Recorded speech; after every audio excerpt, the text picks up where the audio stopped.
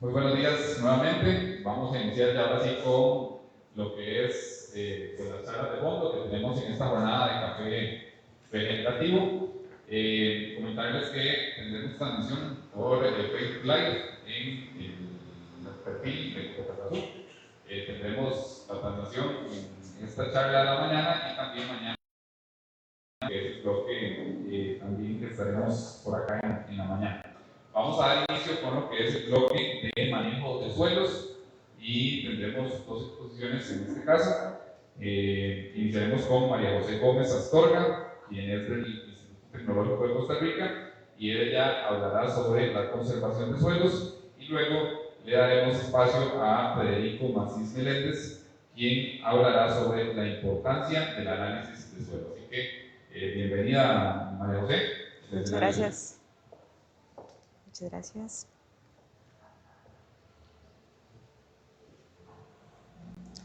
Bueno, muy buenos días a todos y todas. Okay.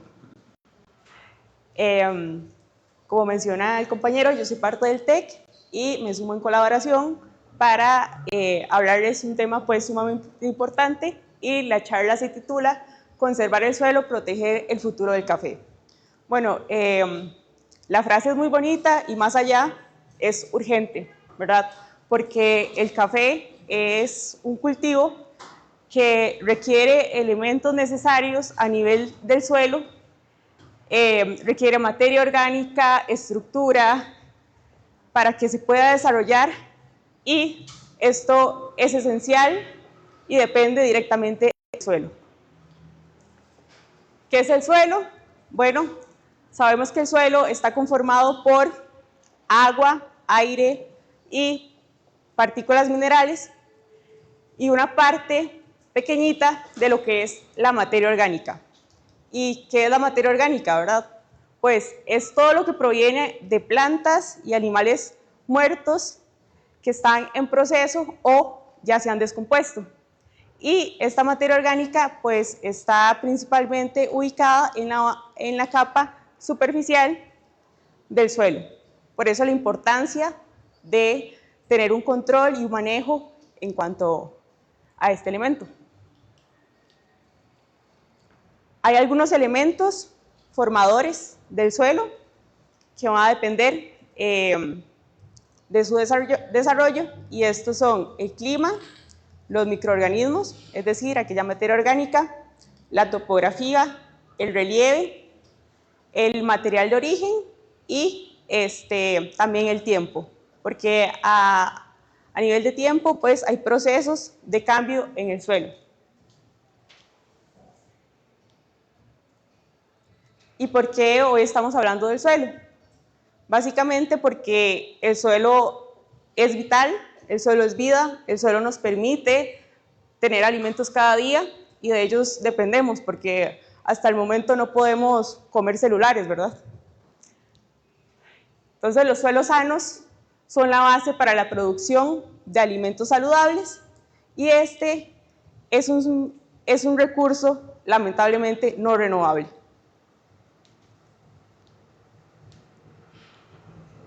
Nosotros, ¿qué esperamos del suelo? En el sentido más práctico, pues la producción de alimentos, ¿verdad? Rendimientos altos, bajos en producción, eso es lo que andamos buscando, que sean alimentos pues nutritivos, inocuos, pero va más allá. También tenemos lo que es la provisión de servicios ecosistémicos, que permite la regulación del clima, el reciclaje de los nutrientes y el hábitat para los microorganismos.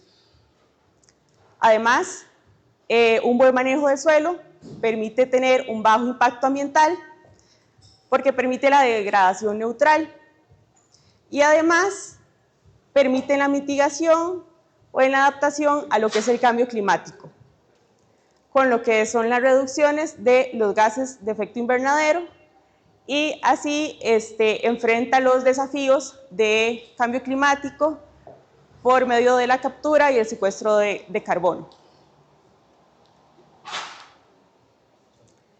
La realidad es que lamentablemente los suelos están en peligro. Nuestro país mide aproximadamente 51.000 kilómetros cuadrados, ¿verdad? ¿Y qué pasa? Anualmente se está desperdiciando o eliminando una Costa Rica a nivel de suelo. Esta pérdida, lamentablemente, pues genera efectos que nadie busca, que van desde lo que es el carbono, ¿verdad? A nivel de las capas del suelo hay un elemento de carbono naturalmente, pero si es mal tratado, pues lamentablemente va a convertirse en un gas que aporta los gases de efecto invernadero, que es el dióxido de carbono. Y los números pues no son tan atractivos porque en comparativa desde 1965 al 2015 pues se han duplicado los gases de efecto invernadero. Y si no se presta atención a el manejo de los cultivos y demás, pues se estima que aumente un 30% al año 2050. Y lamentablemente una de las prácticas que tiene mayor incidencia en estos gases pues son las prácticas agrícolas, ganaderas principalmente.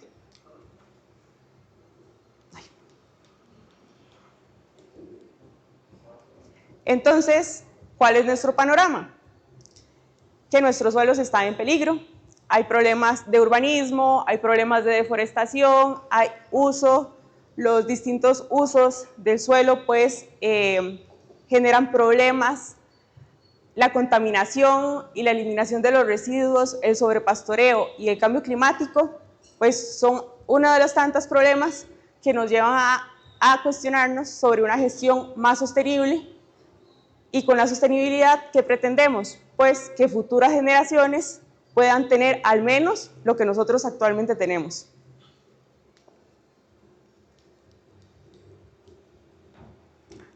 Ahí se muestran un poco de las amenazas que a nivel de región nos afecta más, lo que es la deforestación, la contaminación del suelo, los fertilizantes, el uso de los agroquímicos, el urbanismo, el manejo inadecuado de los nutrientes, ya sea exceso o deficiencia por fertilización. Y acá es donde proyectos como estos pues aportan su grano de arena, ¿verdad? De transformar esos productos sintéticos, más bien utilizar un poco más lo que son bioinsumos para tener mayor control y manejo del suelo. Y también otros elementos como la pérdida de humedad debido al cambio climático, efectos que se ven comprometidos y comprometen lo que es la materia orgánica. Y hay otro de los elementos más comunes que nos afectan y a veces lo damos por desapercibido, que es la erosión del suelo. Y bueno, entrando en este tema, ¿qué es la erosión? La erosión es la pérdida de suelo por dos elementos, ya sea por agua o por viento. Entonces, a nivel de fincas, en cafetales, lo que podemos ver como erosión, en la figurita podemos ver algo pues más dramático, ¿verdad? Pero son raíces expuestas, zanjas o huellas entre las hileras de los cafetales, un suelo duro y sin vida, ya es indicio de erosión.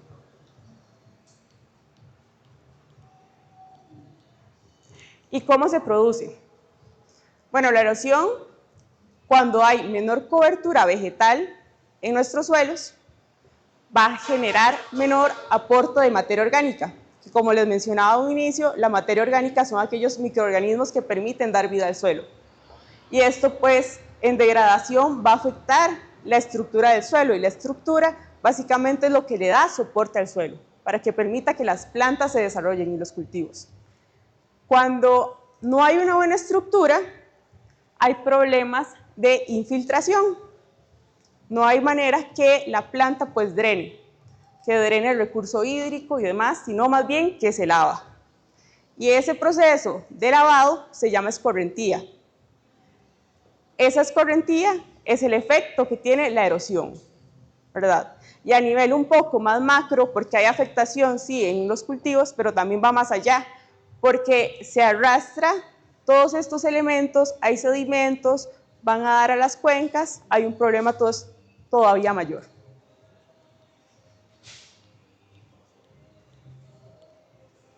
Algunas de las causas de erosión. Cuando hay pendientes de terreno, entre más inclinado el terreno es, pues hay más problema o es más vulnerable el suelo a tener efecto erosivo. Cuando hay poca cobertura del suelo, como les mencioné, es otro de los elementos. Las lluvias intensas, pues también generan mayor efecto de erosión. El tipo de suelo, ¿verdad? Porque a nivel de regiones no todos los suelos van a ser iguales, por eso hay suelos aptos para distintos cultivos. También está lo que es el manejo inadecuado, y ahí es donde entra el papel de nosotros, cómo tratamos el suelo, y también lo que es asociado a esto, a la pérdida de la materia orgánica.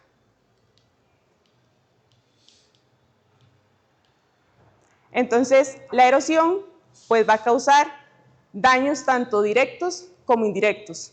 Directos, pérdida de siembra, dificultades pues posteriores en el laboreo, la pérdida de suelo, que es lo que no andamos buscando, la pérdida de agua, porque no hay manera de retención, y más allá los indirectos, que es como a nivel global, que nos va a afectar temas de deforestación, daños en obras, daños en embalses, en las represas que llega todo el sedimento, y pues inundaciones también que se ven asociadas.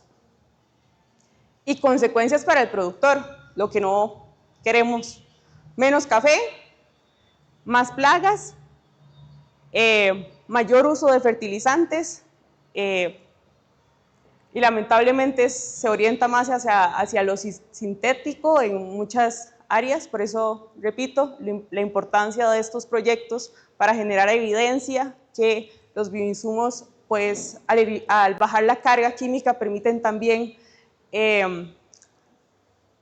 productividad. Y continuando con las consecuencias directas, más trabajo. Entonces, la materia orgánica es uno de los elementos que también permite mejorar todas las propiedades del suelo, desde la estructura a la disponibilidad de nutrientes, promueve la actividad biológica del suelo, desarrolla los procesos, ayuda en la formación de los procesos del suelo, va a reducir la erosión y también va a incrementar el intercambio catiónico. La materia orgánica es una manera pues fácil, evidenciada, de generar ayuda al suelo, como les menciono, y se dice que mientras 1/3 de nuestros alimentos es desperdiciado, hasta la mitad de esos desperdicios podrían ser útiles para recuperar los suelos.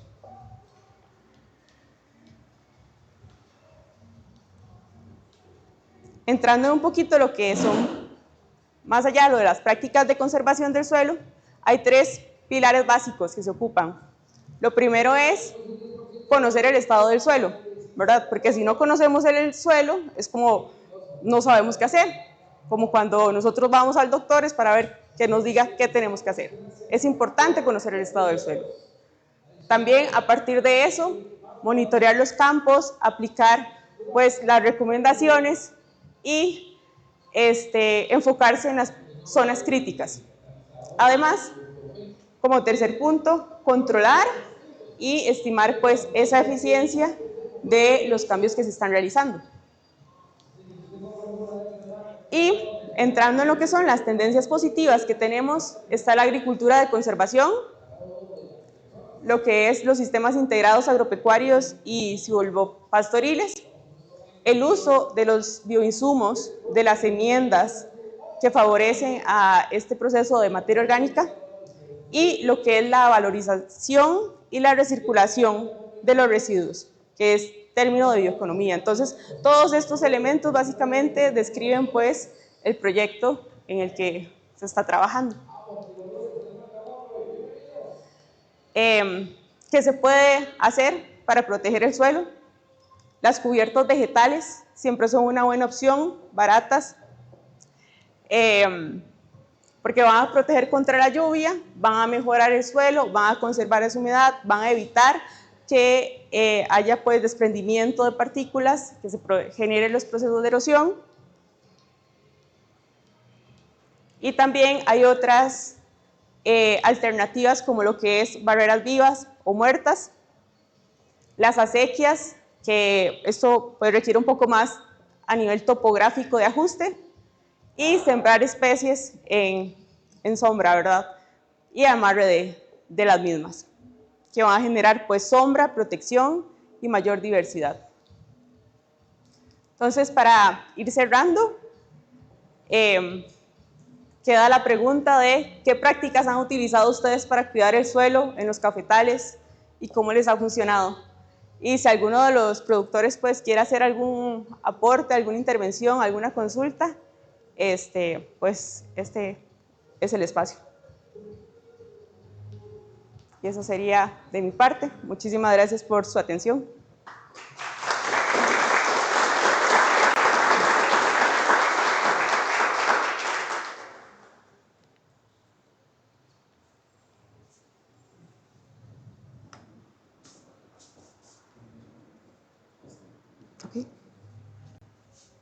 Bueno, muchísimas gracias. No sé si hay alguna consulta, algún comentario con respecto a esta primera charla. Mencionarles que, bueno, que si tienen alguna consulta, bueno, también este es el espacio. Entonces, bueno, podemos pasar a la siguiente charla. Agradecerle más bien a María André por esta explicación y por apoyarnos en esta jornada de café vegetativo. Vamos ahora.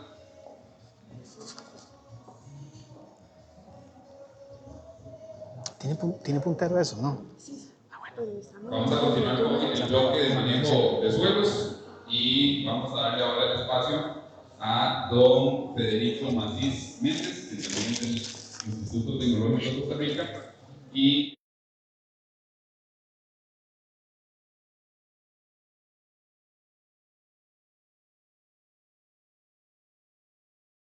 negocios e insumos agrícolas. Siempre estamos acelerando campañas de análisis de suelo, ¿verdad? A todos los productores. Tratamos como de incentivar el Dicen que puntero está malillo eso. Vamos a usar mío. Que tiene la agricultura sostenible y que pues lo que vayan a aplicar en el suelo cada vez sea lo que sea cada vez.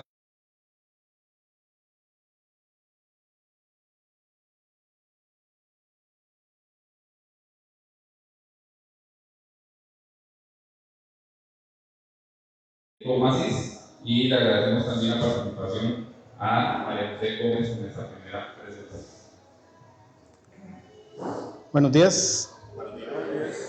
¿Quién ha hecho análisis de suelos? Levanten la mano. Ok. ¿Y tienen todo claro? ¿Alguna duda? Ojalá salgan algunas dudas. Vamos a ver.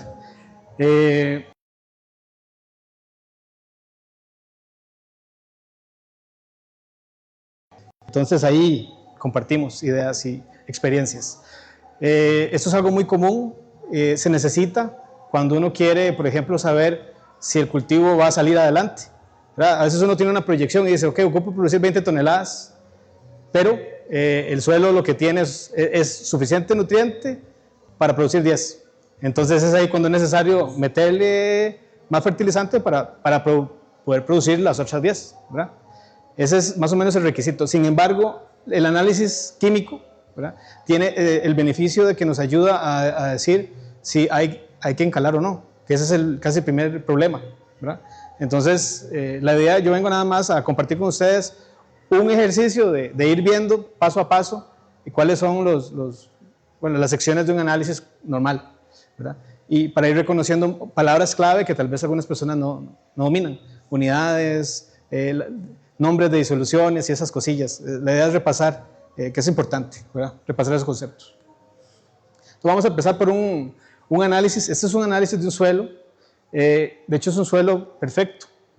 con todos los parámetros ideales, ¿verdad?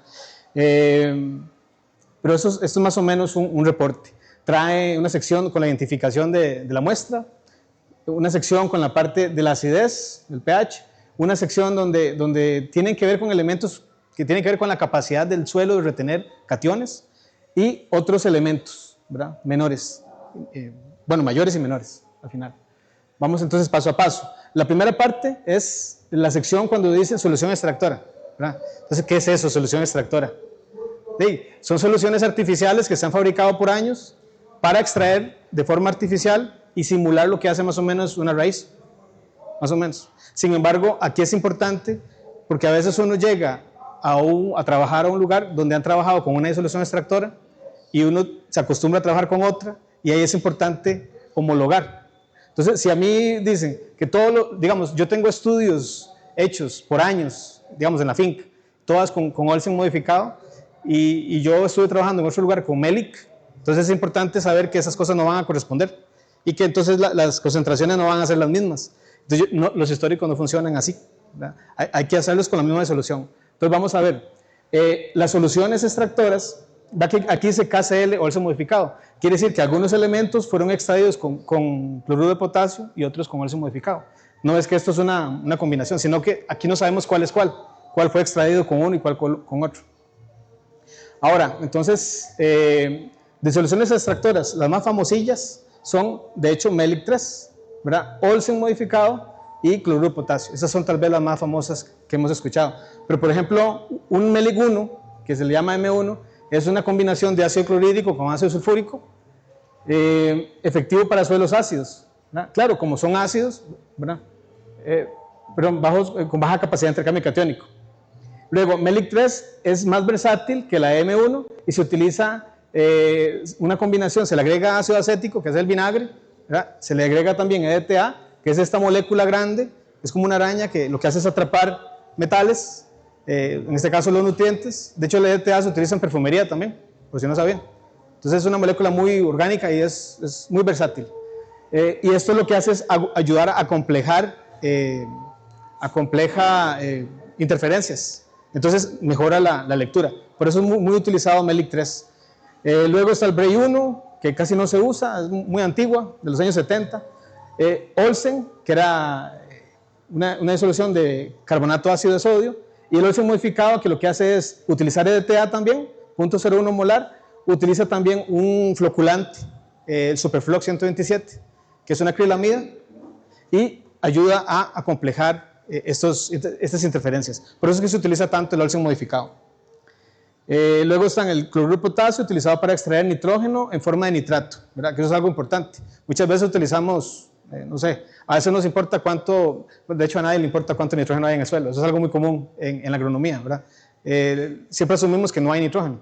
Sin embargo, siempre hay un poquito, sobre todo la parte de nitrógeno orgánico, que eso es una cosa que a veces algunas personas hacen análisis de nitrógeno total, pero eso no es muy funcional. Entonces, se puede extraer con KCl. La forma más normal y estable de nitrógeno es el nitrato. Entonces, es lo más común. Y bueno, también se utiliza cloruro de calcio para extraer boro, por ejemplo. Que este análisis, por ejemplo, no trae boro. Entonces, a veces el boro es un problema. Entonces, hay que solicitar al laboratorio un análisis de boro por aparte para poder, pues, tener los datos de boro. Esta otra sección, la primera parte del análisis es el pH y la acidez. Y a veces uno dice, ok, ese suelo está básico, por ejemplo, está arriba de 5,5, que ese es el número crítico.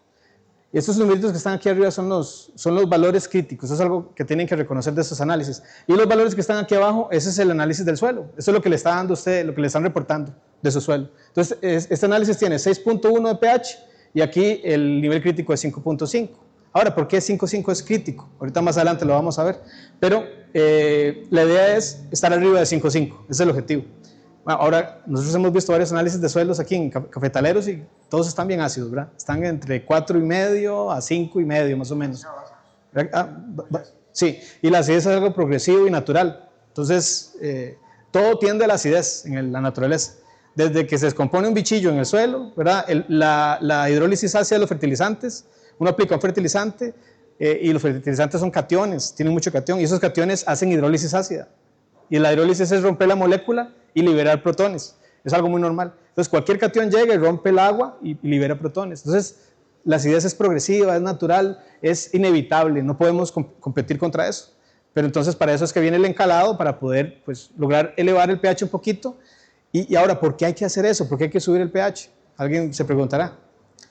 Bueno, las plantas no absorben tan eficientemente los nutrientes en medios ácidos. Ellas tienden a ser más eficientes en la absorción de nutrientes cuando están en medios un poquito más básicos, ¿sí? Solo que para el suelo es diferente que para el agua. Normalmente nosotros tenemos la idea de que el pH, ¿verdad? ¿El pH qué es? El pH es un logaritmo de la concentración de hidrógeno, básicamente, de iones hidróneo. ¿Sí? Y en suelos, la idea del pH neutro podríamos decir es 5,5, diferente al agua que es 7, ¿sí? Ahora, cuando tenemos menos de 5,5, quiere decir que entonces empezamos a tener problemas muy posiblemente de acidez debido al aluminio. Y el aluminio es un elemento muy tóxico, fitotóxico, entra en las raíces, forma ahí unas costras y hace que entonces la raíz no pueda absorber nutrientes. Entonces lo que no queremos es tener mucho aluminio libre, haciendo de las suyas, ¿verdad?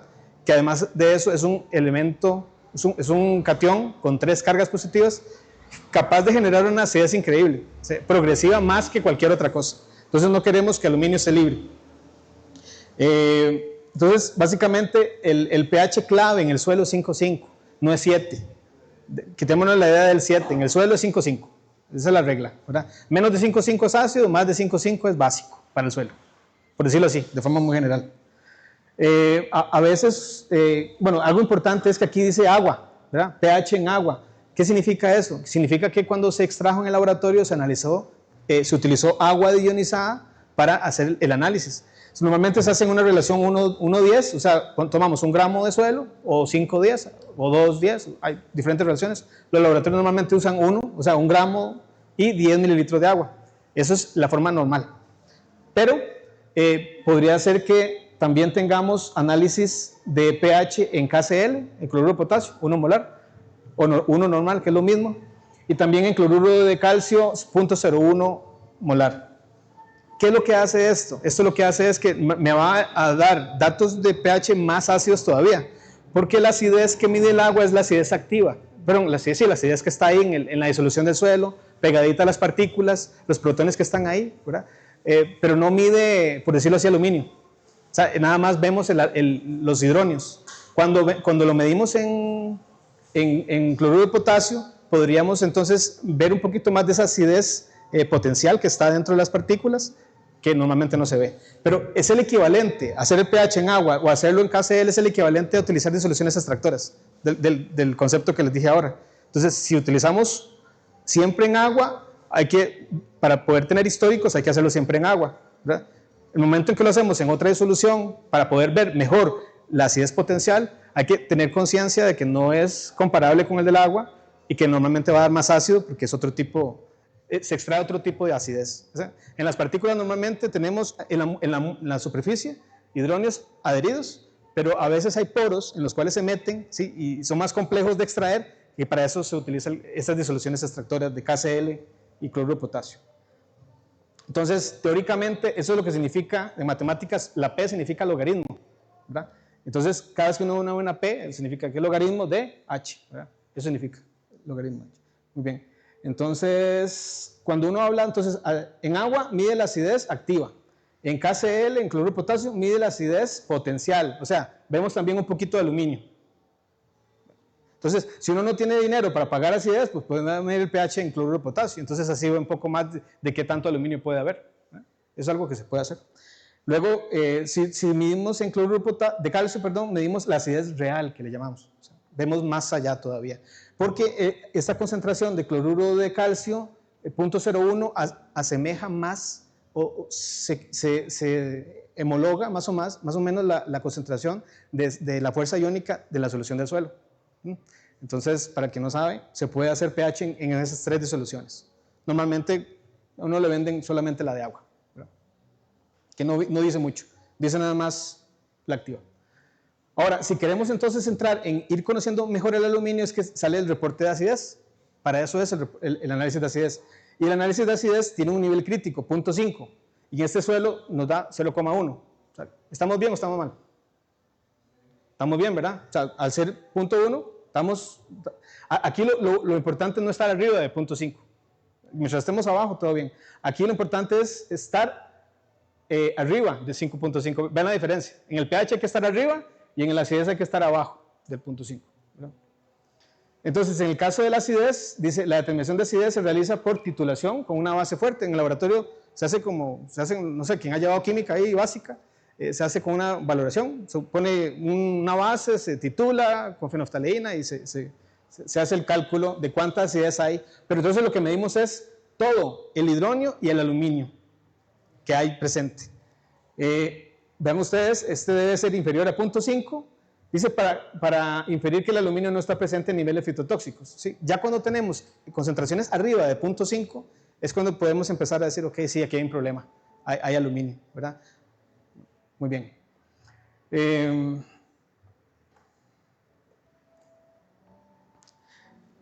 Más adelante, cuando veamos este otro porcentaje que se llama saturación de acidez, es esta acidez en relación con la CICE, que está aquí. Entonces, esta es lo que utilizan normalmente los agrónomos para hacer el cálculo del encalado, ¿sí? Pero uno puede hacer curvas de encalado más baratas, hay otras formas más directas, pero bueno, esto es lo que normalmente se utiliza. Y vean que aquí no hay nivel crítico, eso lo vamos a hablar ahorita más adelante. Ahora, ¿por qué el aluminio cuál es el cuento del aluminio? El aluminio es un anfótero, ¿sí? Hacer anfótero significa que reacciona en medio ácido y medio básico. Quiere decir que también es soluble en medio ácido y en medio básico, solo que como todos los hidróxidos metálicos tiene un comportamiento con respecto al pH. La solubilidad disminuye en pHs que van más o menos entre 5 y 8. Vean ustedes, esta es la región insoluble, y es la forma en la que está el hidróxido como hidróxido de aluminio y el hidróxido, o sea, insoluble, es un sólido básicamente, pero a estos pHs arriba de 8 se hace soluble nuevamente, y aquí vean ustedes, debajo de 5.5, que es la regla, se hace soluble nuevamente. Y cuando se hace soluble nuevamente, lo encontramos como un hidróxido de aluminio catiónico, y empieza a reaccionar con el agua y empieza a liberar protones, y esos protones hacen que el medio baje más el pH, y entonces es una locura. Entonces, cuando uno tiene el pH abajo de 5.5, normalmente es que uno piensa en esta forma del aluminio, en esa fórmula. Y ya cuando eso lo tenemos libre, y es como un caballo desbocado. Anda ahí haciendo estragos, metiéndose en las raíces, y no solo eso, sino precipitando nutrientes. El aluminio tiene esa fuerza. Él, al tener esa carga tan fuerte, va a agarrar calcio, no, calcio no, porque es positivo igual que él, pero va a agarrar fósforo. Vamos, bueno, fósforo, hagamos una patita. Entonces va a formar una patita y se precipita. Entonces, lo que no se mete en la raíz provoca más acidez, y al mismo tiempo podría haber otros nutrientes y va a precipitarlos.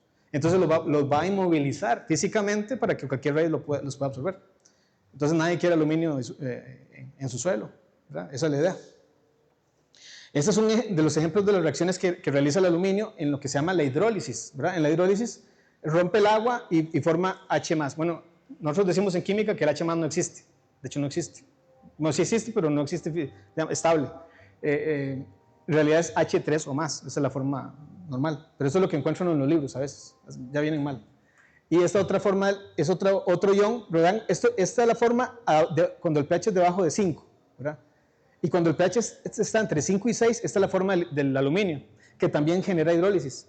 Incluso no genera hidrólisis arriba de 6 también, ¿ok? Y bueno, uno de los conceptos que viene es que es el centimol. No sé si lo vieron voy a devolverme una diapositiva. Aquí, esta unidad, ¿sí? Este centimol significa que todas estas cosas que están en este recuadro, el pH no, pero acidez, acice, todo está reportado en centimol. Bueno, quien llevó química hace muchos años, bueno, supongo aquí, hace poquito, los moles es una forma de hablar de una cantidad, ¿sí? Avogadro era un señor ahí sueco que habló del mol. Y el centimol es una unidad muy agronómica, por decirlo así, se usa mucho en agronomía, para hablar de la centésima parte de un mol. Entonces es eso, es la centésima parte de un mol que se reporta normalmente por litro o por kilogramo. Entonces por litro de suelo o por kilogramo de suelo. Entonces todas estas se miden en esas unidades. Habrá que acostumbrarse, así se usan. El centimol entonces es la centésima parte del mol, y ven ustedes que tiene una carga positiva, significa centimol de carga positiva. sea, porque entonces lo que queremos es ver más o menos cuántas cargas, cuál es la capacidad de intercambio catiónico que tiene el suelo, entonces cuántas cargas positivas se pueden retener. Y de esa forma se evita un análisis, más adelante les voy a explicar, que es el de capacidad de intercambio catiónico, y no se usa ese análisis. En agronomía se usa el CICE, que es la capacidad de intercambio catiónica efectiva, que sale con estos análisis que están acá, pero de ahí viene. Esta es la CICE, capacidad de cambio. Ahorita la hablo, ya es la que sigue, la diapositiva. Es que me quiero adelantar, me emociono mucho. Calcio, magnesio y potasio. Todos sabemos que lo que es potasio es parte NPK, ¿verdad? Todos recuerdan, NPK. Entonces el nitrógeno, vean que no está en los análisis de suelos, ¿verdad? No está, pero es mayor. Y luego sigue el fósforo, que está aquí, ¿verdad? Y luego el potasio, que eso es lo que normalmente los fertilizantes tienen como lo más importante, NPK. Entonces, el potasio es uno de los elementos mayores y también se le llama base, junto con el calcio y el magnesio. Entonces son bases. Y vean que estos tienen niveles críticos, el 4, el 1 y el punto 2. Ahora, ¿qué quiere decir? Que lo ideal es estar arriba de todos estos, arriba de 4, arriba de 1 y arriba de punto 2. En este caso, vean que este suelo tiene todo arriba de eso. Entonces es un suelo perfecto, en ese caso, está bien. Lo que habría que ver es el balance, porque también lo que son las relaciones son importantes. ¿Cuál es la relación calcio-magnesio, calcio-potasio? La suma de calcio-magnesio en relación a potasio, y cuál es la relación magnesio-potasio. Es algo que hay que manejar. Aquí les dejo la diapositiva, ¿verdad?, para que tengan estos datos. Los niveles críticos, es, por ejemplo, estar debajo de 2 en esto, podría implicar que tenga la planta problemas de absorción, ya sea en este caso de calcio, si está debajo de 2. Entonces, tener mucho de uno y poco de otro puede darme un desbalance. Es algo importante a considerar. No solamente tenerlos bien, sino que las relaciones estén bien también, ¿verdad? Por eso es que a veces se encala con dolomita, ¿verdad? Entonces, cuando queremos elevar un poquito magnesio, para poder controlar la relación magnesio-calcio. Eso es algo importante. Y aquí tal vez lo importante es evitar que estén en anormal. O sea, nunca tener más de 50. Si tenemos más de 50 podría ser un sobreencalado, que es fatal para un suelo, ¿verdad? Bueno, nadie sobreencala porque sale muy caro, pero podría pasar, ¿verdad? Que alguien, no sé, genial, le ocurre. Muy difícil, sí, es casi imposible, pero nunca sabe quién se le ocurre hacer eso, ¿eh? No es que porque el encalado, bueno, es infinito, no podemos hacer infinito. Luego, vean ustedes que aquí es donde yo les explico sobre quiénes extraen con cloruro de potasio. Fíjense que en este caso sería el calcio, el magnesio y la acidez. O sea, calcio, magnesio y la acidez se extraen con cloruro de potasio 1 molar en relación 1:10. Y, perdón, calcio, magnesio y acidez, sí. Ahora, potasio, fósforo y todos estos elementos se extraen con Olsen modificado. ¿Ven? Entonces, para que sepan, de aquí en adelante se extraen con Olsen modificado, y estos que están acá, estos 2 y estos 3 acá, se extraen con cloruro de potasio. Para que tengamos eso ahí claro, en relación 1:10. Y bueno, aquí tienen los niveles, ¿verdad? Para que más o menos consideren y podamos interpretar esto. La idea es estar arriba de estos números. Luego, ahora sí, hablar de la CICE. La CICE viene de un concepto de cuánto. El suelo tiene una capacidad, bueno, como yo les dije, todo tiende a la acidez. Hay otra regla. Casi todos los materiales tienden a tener cargas negativas, la mayoría, ¿verdad?, en la naturaleza.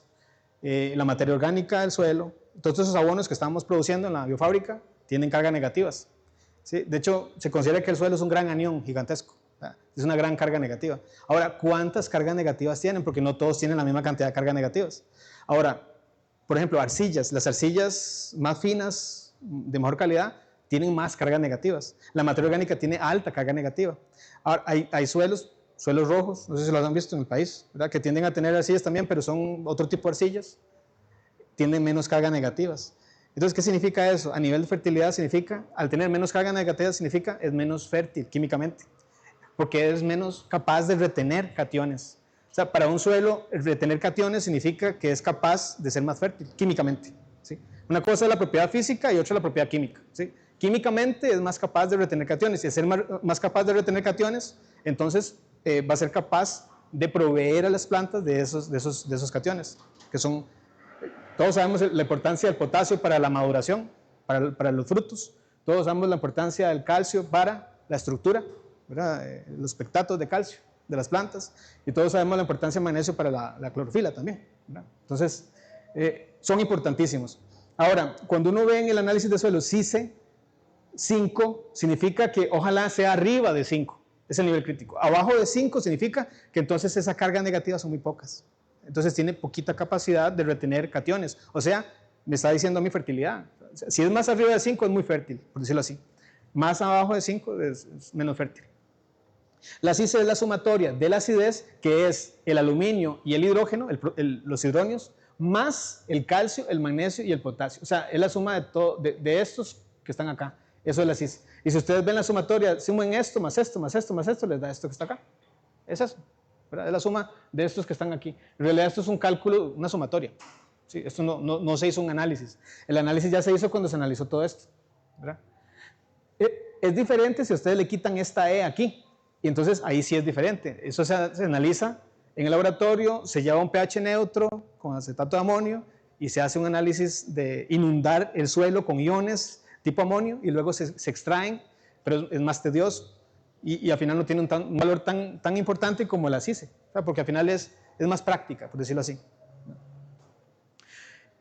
La capacidad intercambio catiónica, ahí sí hay que incorporar el sodio, porque el sodio es otro catión importante en el suelo, que tal vez aquí no se habla y no se analiza. Normalmente consideramos que en Costa Rica no hay problema de suelos sódicos. Hay otros países donde sí hay problemas con suelos sódicos. Podríamos tener problemas con suelos sódicos en el caso de donde hay manejo de la lámina de agua. Se usa mucho a veces en algunos lugares. Yo creo que en café no hay ningún problema, pero hay cultivos donde se trata de aplicar poquita agua, se fertiliza poca agua, entonces eso tiende a generar solidificación de la primera capa del suelo. Pero eso no ocurre aquí. Entonces con esto es suficiente para los suelos de Costa Rica. Y vean ustedes la saturación de acidez. ¿Qué es la saturación de acidez? La saturación de acidez es tomar la acidez intercambiable, dividirla entre la CICE o la SIC, ¿verdad? Y multiplicarlo por 100. Para el caso de café se utiliza un 25% como saturación de acidez, ¿sí? Es más o menos la tolerancia. Hay cultivos como la piña y la yuca que aguantan 40, 60% de acidez, ¿verdad? Por eso ustedes ven que hay yuca por todo lado, porque esas tolera acidez como nadie. Pero hay cultivos que no son tolerantes, ¿sí? Una lechuga con 10 ya se muere, ¿verdad? Porque, ¿qué significa tolerancia a la acidez? Significa que tolera el aluminio, ¿sí? No todos los cultivos toleran el aluminio como otros, ¿sí? Entonces eso es algo importante a considerar. Ahora recuerden, entonces este dato, el hecho de que sea 0.8 significa que está perfecto este suelo, ¿sí? Pero si uno viera que ahí ya da 10, ya empieza uno a alertarse, 20, 30, yo estos suelos de 40, 50, aquí, reportes de algunos suelos, ¿verdad? Y igual producen bien, café, producen como nada, o sea, yo me pregunto, y si tuviesen más bajo la acidez, ¿será mejor café todavía? Son de las incógnitas que tenemos todavía nosotros en el grupo, de hecho, lo hablamos todo el tiempo. Luego, en cuanto a los elementos, ese sigue siendo mayor, pero menores, ¿verdad? La gente sataniza el hierro mucho. Es que hay mucho de hierro, ¿verdad? Es normal, la capa litológica de la Tierra tiene hierro, es de hierro, ¿verdad? Es normal que haya hierro. El hierro solamente en concentraciones muy altas podría ser un poquito problema, ¿verdad? Que aquí está 600, más arriba de 500 podría haber un problemilla, ¿verdad? Pero yo he visto reportes de hasta 1400, 3000, entonces no, en realidad eso está bastante bien. Pero ya arriba de 500 uno tiende a tener alguna preocupación. El manganeso y el hierro tienen que ver con la acidez del suelo, ¿verdad? Entonces, suelos muy ácidos tienden a elevar enormemente la disponibilidad de hierro y manganeso. Aquí está bastante bajito, por decirlo así. El cobre es importantísimo bueno, todos sabemos la importancia del cobre para también la clorofila, ¿verdad? La idea es que el cobre no esté arriba de 100 y que esté arriba de 1, ¿verdad? Aquí básicamente hay que estar arriba de 10, arriba de 3, arriba de 1, arriba de 10 y de 5. O sea, la idea es estar arriba de todo esto. Esa es la idea. Y en el caso de la conductividad eléctrica, cuando se mide en el suelo, es, por decirlo así, todos los iones que conducen corriente, que básicamente es cualquier tipo de ion. Todos estos iones más otro montón, ¿verdad? Tienen la capacidad de conducir corriente. Solo en el caso de que sea muy alto, es arriba de 1.5, podríamos empezar a pensar en problemas de disponibilidad de agua, porque entonces a veces tenemos muy alto potencial osmótico, arriba de 1.5, entonces uno dice, uy, ese suelo está medio salino, ¿verdad? Entonces si está salino, las sales empiezan a competir por el agua y las raíces no pueden absorber el agua. Esa es la importancia de la conductividad eléctrica, ¿está bien? Entonces cuando ustedes vean que si algún análisis tiene debajo de estos límites, es que hay que aportarle nutrientes para poder producir, ¿verdad? Yo no les voy a decir cómo hacer esos cálculos porque eso le corresponde a los agrónomos, pero si está debajo de eso, llamen a su agrónomo, llamen a la cooperativa para que les ayuden a hacer la corrección para poder producir de forma eficiente. Igual la idea es no degradar los suelos, ¿verdad? Los suelos son como bancos que tienen nutrientes, la idea es aportarle un poquito, no quitarle todo y ir manejando pues, de una forma relajada el suelo. Esa es la idea. Y eso sería, no sé si tienen alguna pregunta. ¿Consultas? ¿Todo claro? Sí.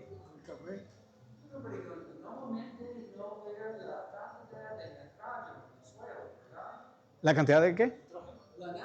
Sí.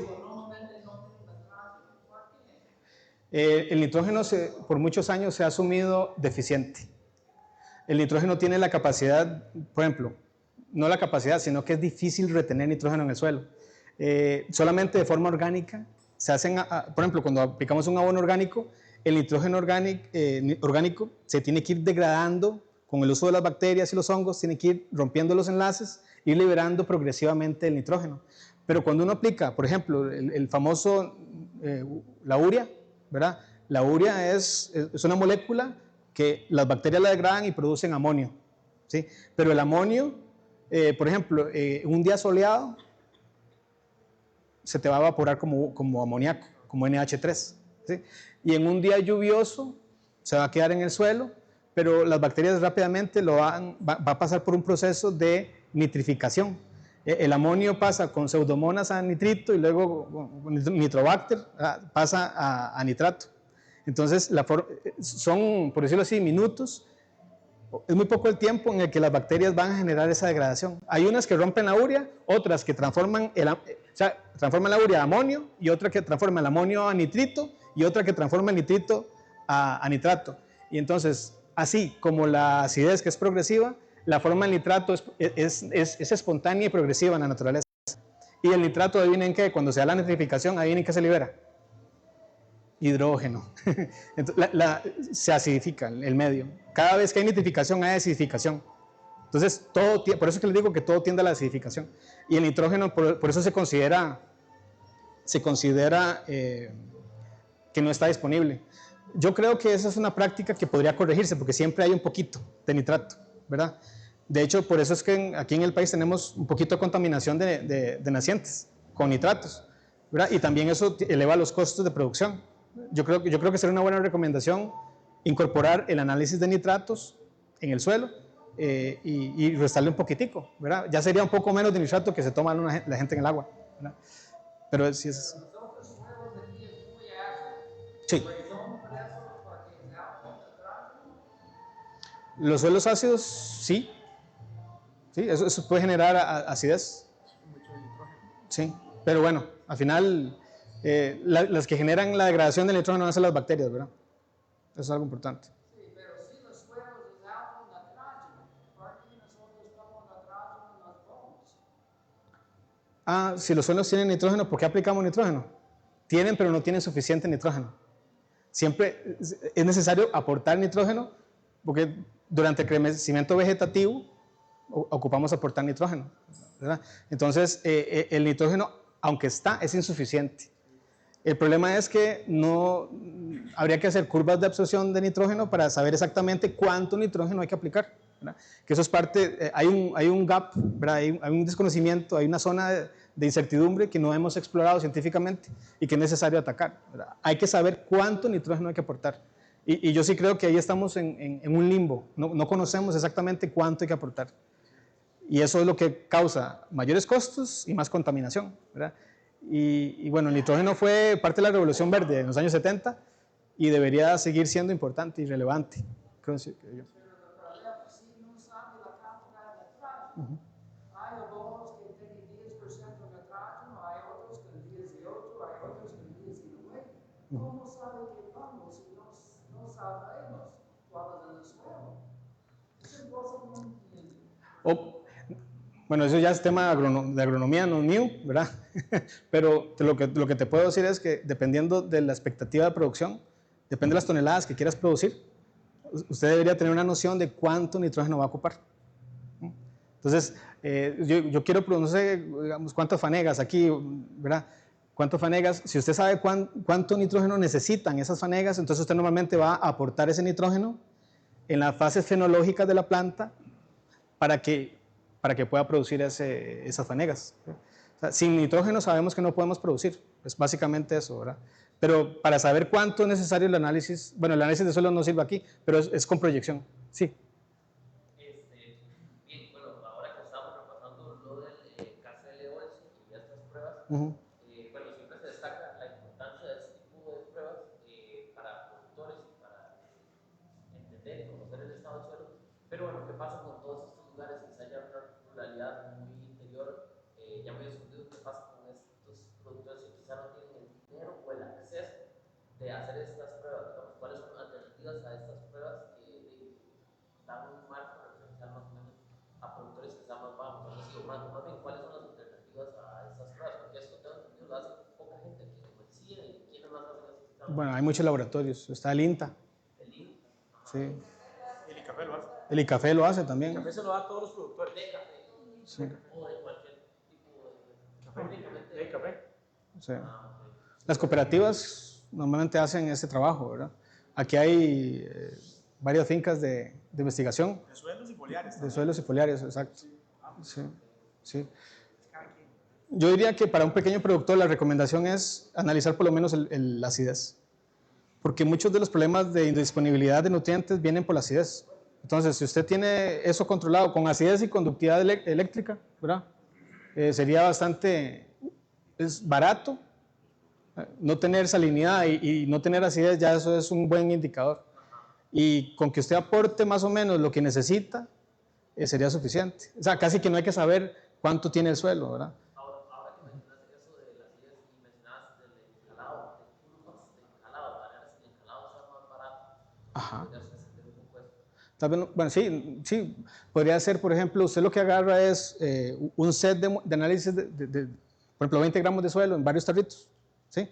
Y le aporta diferentes concentraciones de cal, de la cal de su elección.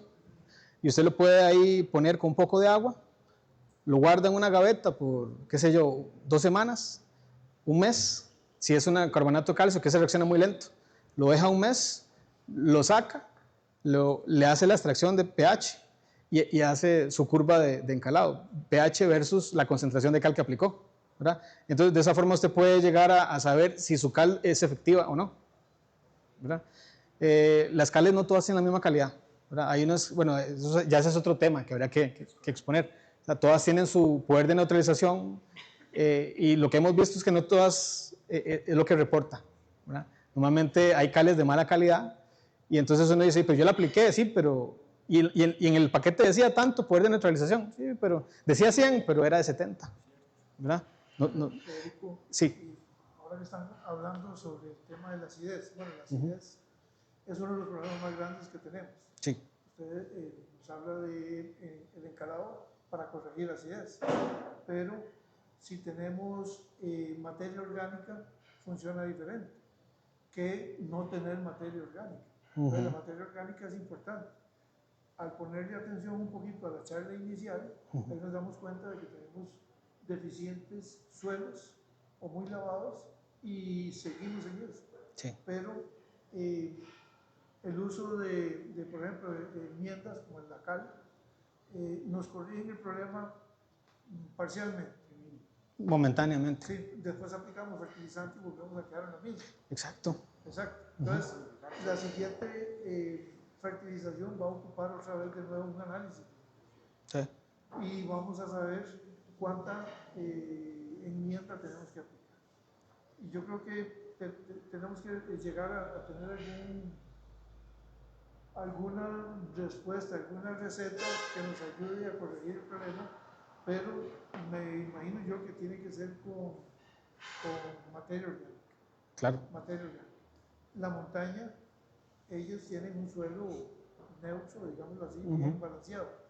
Al hacer uso de esos suelos, lo vamos desbalanceando. Y si aplicamos agroquímicos como herbicidas y insecticidas, vamos neutralizando nuestro suelo. La estructura del suelo se va perdiendo. Entonces, creo yo que deberíamos de generar alguna pequeña estrategia donde podamos tratar de corregir ese problema. No tanto con el uso de agroquímicos, pues lógicamente hay que usarlos porque necesitamos producir para comer y para vivir, pero tomando en cuenta lo que es la regeneración del suelo, ahí podríamos economizar un poquito, o no sé de qué manera poderlo enfocar para que tengamos una especie de solución no tan a corto plazo, sino a mediano y largo plazo. Eso que usted toca es muy importante y yo creo que viene de alguna forma relacionado con la producción de enmiendas orgánicas. Ya hablamos que la nitrificación genera acidez, que la fertilización, usted lo mencionó, genera acidez, ¿verdad? Pero también la descomposición de la materia orgánica genera acidez. Y por eso es importante que cuando se aplique materia orgánica, no pensemos en materia orgánica como una cáscara de banano, de plátano, que se va a podrir en el suelo, ¿verdad? Por ejemplo, o brosa de café sin tratar y que se va a poner en el suelo directamente. Eso no es poner enmiendas orgánicas. Enmienda orgánica es poner una enmienda estabilizada, lo más humificada posible. Cuando hablamos de humificación, quiere decir que ya pasó por todo un proceso de descomposición y llega hasta la fase más estable de la materia orgánica, la parte más húmica, ¿sí? Entonces, por eso es que se necesita hacer análisis de esas enmiendas, porque si lo aplican antes, si lo aplicamos antes de la fase estabilizada, el compostaje correcto, bien hecho, como se entiende, entonces vamos a estarle metiendo al suelo estrés, porque entonces el proceso de descomposición se va a dar dentro del suelo, va a bajar el pH, va a acidificar el medio, los hongos van a crecer, porque a los hongos les gusta el pH ácido. Entonces no queremos hongos que no son benéficos, por ejemplo, ¿verdad?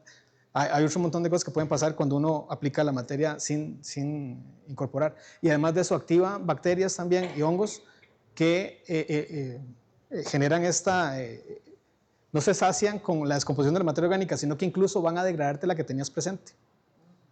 Ese es el peligro de poner enmiendas no estabilizadas. Entonces, hay un concepto en inglés que se llama priming action, que lo que hace es agarrar todo el carbono que puso, se degradó al 100% y te consume parte del carbono que tenías presente anteriormente. Entonces, lejos de arreglar el suelo, lo estás descomponiendo cuando pones un abono no estabilizado. Eso es algo muy peligroso, para que sepan. Entonces tiene que ser el compostaje completo y ahora sí, ahí sí estamos ayudándole al suelo, porque entonces de esa forma vamos a elevar la CICE o la SIC.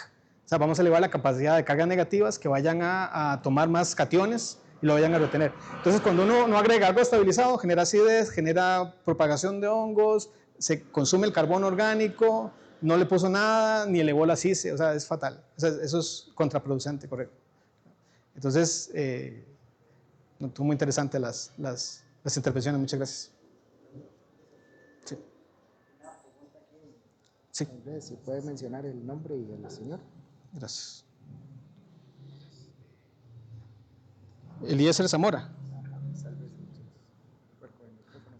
Gracias. Don Eliezer Zamora dice, ¿cuál es el pH óptimo para los líquidos para atomizar? ¿Verdad?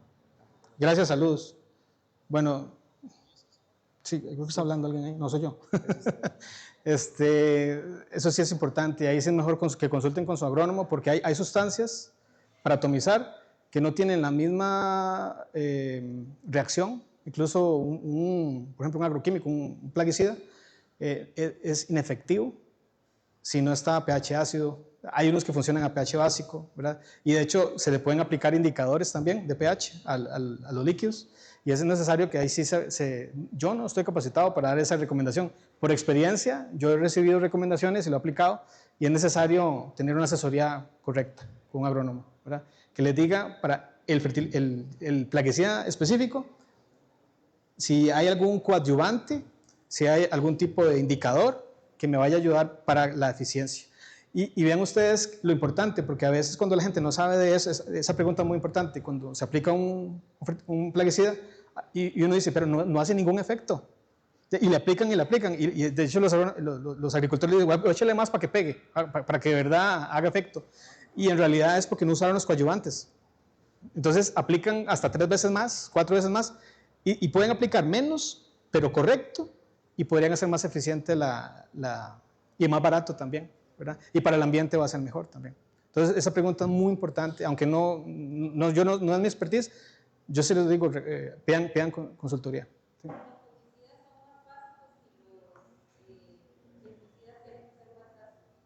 Ok, vean, aquí están diciendo que los fungicidas son más básicos y los herbicidas más ácidos. Sí, lo he visto con herbicidas, de hecho.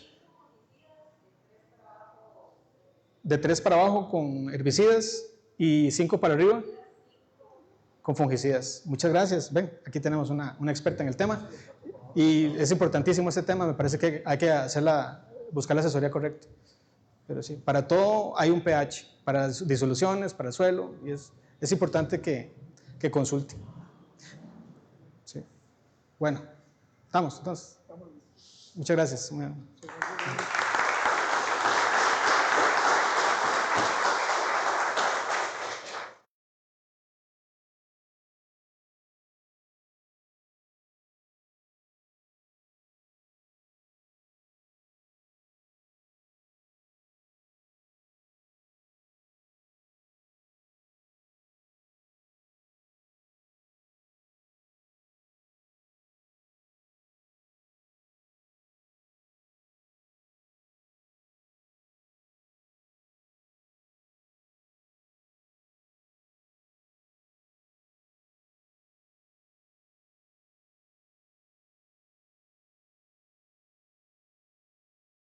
Tenemos una charla sobre micorrizas, el mejor fertilizante biológico, a cargo de William Watson, el aporte de los insumos a la caficultura regenerativa, a cargo de Ignacio Araya, y más tarde tenemos el panel sobre bioeconomía, café regenerativo y mercado, donde tendremos a Laura Brenes, a María Fernanda Jiménez y también a Eladio Sanabria, acá de Copetrol. Le agradecemos a todos los que nos acompañaron también por medio de nuestras redes sociales en esta transmisión que tuvimos el día de hoy. Y pues, algo para señalar. Toda la información que le tenemos. Este señala. ¿Alguna consulta? Sí.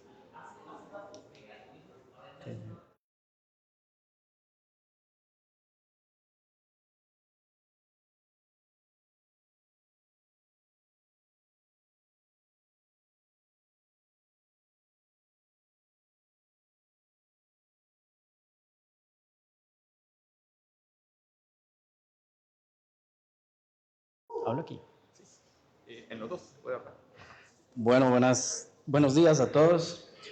Mucho gusto estar otra vez acá en Tarrazú. Bueno, lo digo porque trabajo mucho con la cooperativa. Yo soy investigador del tecnológico, pero hacemos muchas cosas juntas. Yo creo que en esta hora, poquito menos que me van a escuchar, vamos a resolver muchas dudas que se plantearon por aquí, que tal vez desde el lado químico no tienen una explicación tan sencilla, tan fácil. Voy a hablarles de un tema bastante nuevo, pero que es el motor de la productividad en la agricultura al día de hoy. Es el concepto de salud de suelo. Y es un concepto complicado, es un concepto difícil de definir. Cuando yo les digo, voy a analizar la salud del suelo, ¿a qué me refiero? ¿Qué piensan cuando alguien les dice, vamos a analizar la salud del suelo? ¿Hay ideas? Cantidad de bichitos. A ver si el suelo respira. Eso es otra cosa, el suelo respira. ¡Wow! Tanta gente no sabe hoy en día que el suelo respira. Y no le importa si respira o no. ¿Qué más es salud de suelo? Si está bien alimentado. ¿Qué es alimentar bien el suelo? Porque acabamos de oír una charla de cómo alimentar al suelo químicamente. Perdón. Materia orgánica. Que la materia orgánica es un tema tan olvidado, tan olvidado. Todo eso que ustedes dicen es salud del suelo. Les voy a adelantar una definición solo para que la vayan pensando a ratitos. La salud del suelo básicamente es asegurarnos que todos los parámetros químicos, que todos los parámetros físicos y que todos los parámetros biológicos estén en equilibrio. Y lograr eso es complicadísimo. Muy complicado. Primero porque venimos de un paradigma muy difícil de cambiar. Nosotros venimos Ahora Federico ahí mencionó la Revolución Verde, la fechó en el 70, la Revolución Verde en Estados Unidos empezó en 1913. Y uno a veces dice, bueno, sí, pero es que en Costa Rica empezó como en 1913. Mentira, mi familia, yo soy productor de papa, yo soy papero, yo vivo en el norte de Cartago, mi familia produce papa desde 1905. Y ya para 1910 se importaban fertilizantes en este país. Tal vez poco, de 1910 a 1940 poco, pero ya se usaban. Y entonces arrastramos un montón de mitos, para decirlo de esa forma, y el primer gran mito es algo que acabamos de ver. Nos acostumbramos a ver al suelo solo la parte química, y entonces la recomendación siempre es, haga un análisis químico. Sí, es válido, es lo normal, pero no solo eso es importante. Y en el análisis químico que les mencionó Federico, ¿qué faltaba?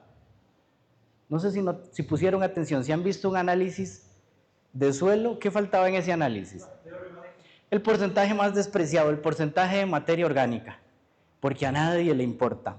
Y si ustedes agarran a cualquier ingeniero agrónomo de hoy en día, incluso los que se están formando en universidades hoy en día, que eso es a mí lo que más me preocupa, la formación universitaria en agronomía no ha cambiado desde 1970. Y eso nos sigue llevando a cometer errores enormes.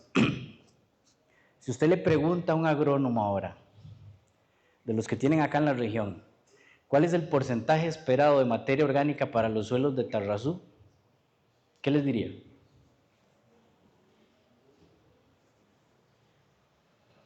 ¿Tienen idea cuál es el porcentaje de materia orgánica esperado para los suelos de un cafetal en Tarrazú? ¿No? Debería ser alto, debería estar rondando el 9%. Sin embargo, ustedes se van a la teoría clásica de materia orgánica y les dice, un suelo equilibrado es el que está de 0.5 a 2% de materia orgánica. Y ese es un enorme mito que tenemos. ¿Qué otra cosa nos hemos acostumbrado a que nos digan? Todos estos valores que vimos en los análisis químicos son importantes. Lo que no se nos dice ahora es que de todo lo que nosotros le ponemos al suelo, aquí no estoy metiendo la fertilización foliar, todo lo que ustedes le pongan al suelo solamente se absorbe un 30%.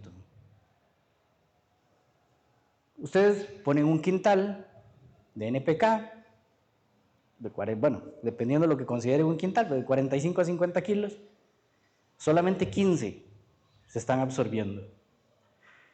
Y si ustedes de esos 15, recuerden que ese quintal, de todos modos, es un producto químicamente formulado, es decir, que trae un montón de sustancias inertes, el producto concentrado realmente es un 10%. Entonces, de ese quintal que ustedes están poniendo, la planta, si le va bien, absorbe 1.5 kilos. ¿Qué se hicieron los otros 40 y resto de kilos? ¿Dónde están? Y ahorita vamos a ver dónde están. Entonces, químicamente nosotros nos acostumbraron a ver esto, la fertilidad. ¿Cuánto hay de bases? ¿Cuánto hay de potasio? Una pregunta súper importante, ¿por qué el nitrógeno no aparece en los análisis? Y es tan importante y nosotros a veces nos olvidamos de las cosas obvias. Todos los seres vivos, en forma general, somos carbono, hidrógeno, oxígeno y nitrógeno. Son nuestros 4 componentes básicos. El cuarto en concentración es el nitrógeno. Y ahorita en nuestro cuerpo deberíamos tener de un 10 a un 15% de nitrógeno. Igual una planta debería tener de un 10 a un 15% de nitrógeno. ¿Por qué no lo medimos? Porque siempre hemos asumido que el nitrógeno es un gas, entonces donde yo lo tiro al suelo, se va a gasificar. Lo que no nos quieren decir es que el nitrógeno, si se pone como un fertilizante químico, solo se absorbe el 0.2% de eso que ponemos. O sea, ponga un quintal de urea y la planta agarró 1 gramo, si le fue bien. Y eso, bueno, ya tiene un montón de implicaciones de mercado. Básicamente es mercado. ¿Por qué no nos acostumbraron a que poniendo suficiente materia orgánica y bacterias especializadas puedo suplir hasta un 15% del nitrógeno? Si alguno ha tenido la oportunidad de ir a Brasil, Uruguay o Argentina, que tienen programas extensos para el cultivo de soya, el motor de la fertilización en soya es usar una bacteria que se llama Rhizobium. Y con Rhizobium desde 1960 hasta el día de hoy Brasil ha logrado reducir un 45% de las fertilizaciones nitrogenadas. Ahora tenemos otras herramientas, tenemos micorrizas, que ahora mi compañero William les hablará en una charla posterior a esto. Entonces seguimos arrastrando un montón de mitos. La industria química nos puso esos mitos. ¿De dónde nacen los fertilizantes? De que se acabó la Segunda Guerra Mundial. Y como no teníamos dónde colocar esos compuestos, los empezamos a aprovechar en las plantas. Y les repito, mi postura siempre es muy abierta. Yo tengo 20 años de trabajar en agricultura y he trabajado en todos los cultivos de este país y en todos los suelos de toda Latinoamérica. Yo sé que los agroquímicos son necesarios, pero dentro de una dosis medida, dentro de una dosis adecuada y no sin el descontrol en el que a veces caemos. Entonces nos acostumbramos a ver los parámetros químicos, nos acostumbramos a ver los parámetros físicos, la textura, nuestro tipo de suelo, y se nos olvidó la biología, se nos ha olvidado la parte biológica. Y entonces ahora estamos enfrentando un montón de situaciones que si ustedes lo piensan, y lo que les voy a hablar es para que piensen y se vayan con un montón de incógnitas. Vamos a ver. No sé cuánto tendrá el cantón de Tarrazú, no sé desde hace cuánto se produce café aquí, pero les voy a hablar desde mi experiencia de papa. Son 120 años. Una familia que produce papas desde hace 120 años. Y hemos visto cómo la tecnología de fertilizantes ha mejorado, ¿cierto? Eso es lo que nos han dicho. Cada vez ponemos más fertilizantes que se absorben mejor y que se absorben más y que la planta los recibe mejor. Pero mi familia en 1905 ponía 20 kilogramos de un fertilizante por hectárea y ahora estamos poniendo 500. Ustedes que producen café, ¿cuánto tienen de producir café? ¿Cuánto aplicaban de fertilizante hace 20 años? Hace 40, hace 60. Pero qué raro, porque las marcas a nosotros nos dicen que están produciendo cosas que cada vez se absorben más y se necesitan menos. Entonces, nos venden que necesitamos menos fertilización, pero estamos fertilizando más. ¿Por qué? ¿Por qué están pasando esas cosas? Y entonces, claro, cuando empezamos a sobrefertilizar, nos empiezan a pasar ciertas cosas. Y de nuevo me remito a Cartago, a la provincia. ¿Qué no se nos dice de la historia? Cartago para 1990 tenía 25 fuentes de agua, la ciudad de Cartago. Estoy hablando del agua potable de la ciudad de Cartago. 25 fuentes de agua, 25 ojos de agua, 25 tomas. Al año pasado quedan 12. Y hay 10 que se cerraron por exceso de nitratos. Entonces, ¿es un problema o no es un problema? Cuando una ciudad de 400,000 habitantes tiene que renunciar ya al 40% de sus fuentes de agua. Y esas son las cosas que no se nos dicen. Si nosotros empezamos a medir nitrógeno, nitratos y nitritos en el agua potable, nos espantamos. Y ahora más tarde les hablo de otra cosita peor que estamos midiendo en el agua. ¿Saben lo que es un niño azul? Un bebé azul. Un bebé azul es una enfermedad que aparece muy pocas veces en el mundo. La tercera ciudad del mundo donde se producen más niños azules es Cartago. ¿Qué son los niños azules? Muchas moléculas de nitratos en el agua que los bebés ingieren a través de la leche materna y que le causa una coloración moradita, azuladita a la piel del bebé. La tercera ciudad en el mundo con más niños azules que tenemos. La segunda ciudad en el mundo con más cáncer gástrico, solo nos gana Tokio, y eso porque tienen al volcán ahí al puro pie.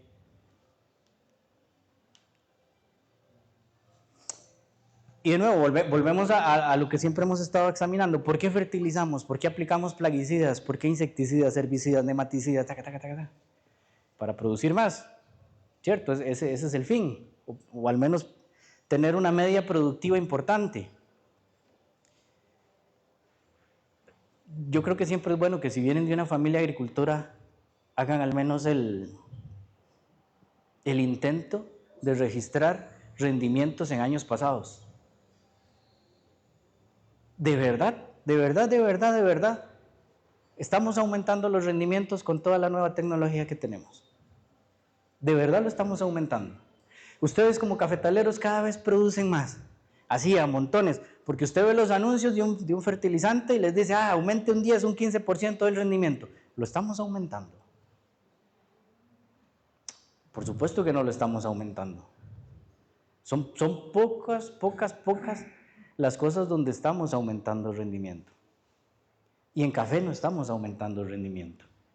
Costa Rica ahorita es líder mundial en la tasa por hectárea de producción de banano. Tiene el mayor pico. Ecuador produce mucho más, pero nosotros en un área más pequeña producimos un poquito más. Somos de los mejores, somos el mejor productor de piña. Un tiempo tuvimos la mayor cantidad de producción de café por unidad, ya no. Ya no somos el mejor productor de café por unidad de área. Y en hortalizas somos muy buenos produciendo cebolla. A un costo exagerado, ambientalmente un costo exagerado. Somos relativamente buenos produciendo papa a un costo enorme y en todo lo demás somos malos. ¿Por qué ya no sembramos arroz? ¿Por qué ya no sembramos maíz? ¿Por qué ya no sembramos frijoles? Aparte de decisiones políticas, es porque nuestros rendimientos nunca han sido buenos históricamente. Entonces empezamos a aplicar de forma indiscriminada cosas para producir más y resulta que no estamos produciendo más. Y nos estamos dejando llevar hacia un fenómeno que es invisible, que no vemos, que no podemos medir y por eso no nos asusta. Pero si nosotros lo dimensionáramos nos asusta, que es la erosión, la pérdida del suelo. A veces hablamos, evitemos perder suelos. ¿Cuál es el costo de un gramo de suelo? ¿Saben cuánto tiempo se tarda en regenerar un gramo de suelo nuevo en San Marcos de Tarrazú? ¿Alguien que se eche un cálculo? ¿Cuánto tiempo tarda la tierra en producir un gramo de suelo nuevo en San Marcos de Tarrazú? De 100 a 1000, pero más cerradito, ¿verdad? 1000 años es más cerradito, más exacto. 500 años, un poquito para abajo, un poquito para arriba. Un poquito para arriba. 275 años tarda las condiciones de San Marcos de Tarrazú para generar un gramo de suelo. Un gramo de suelo. Un gramo de suelo. Tiene una... Permiso. Una bolsita de azúcar.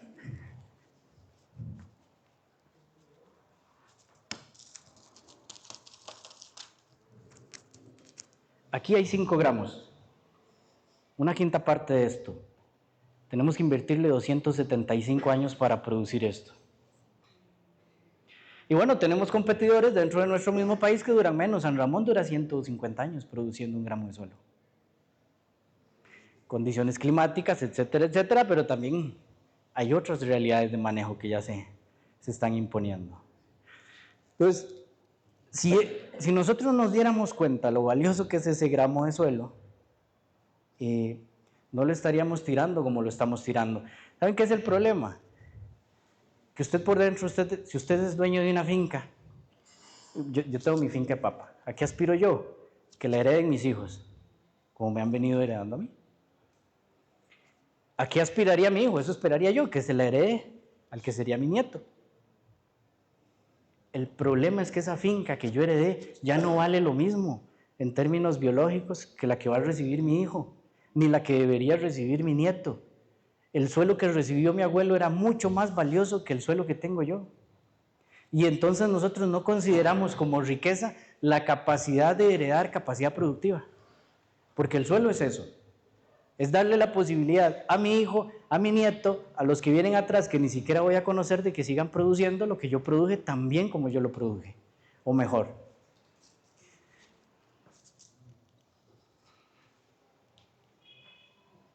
Y llegamos a esta realidad. Pónganle atención a estas 2 o 3 cositas, y con estas 2 o 3 filminas se van y les causa una inquietud, ya yo me doy por satisfecho.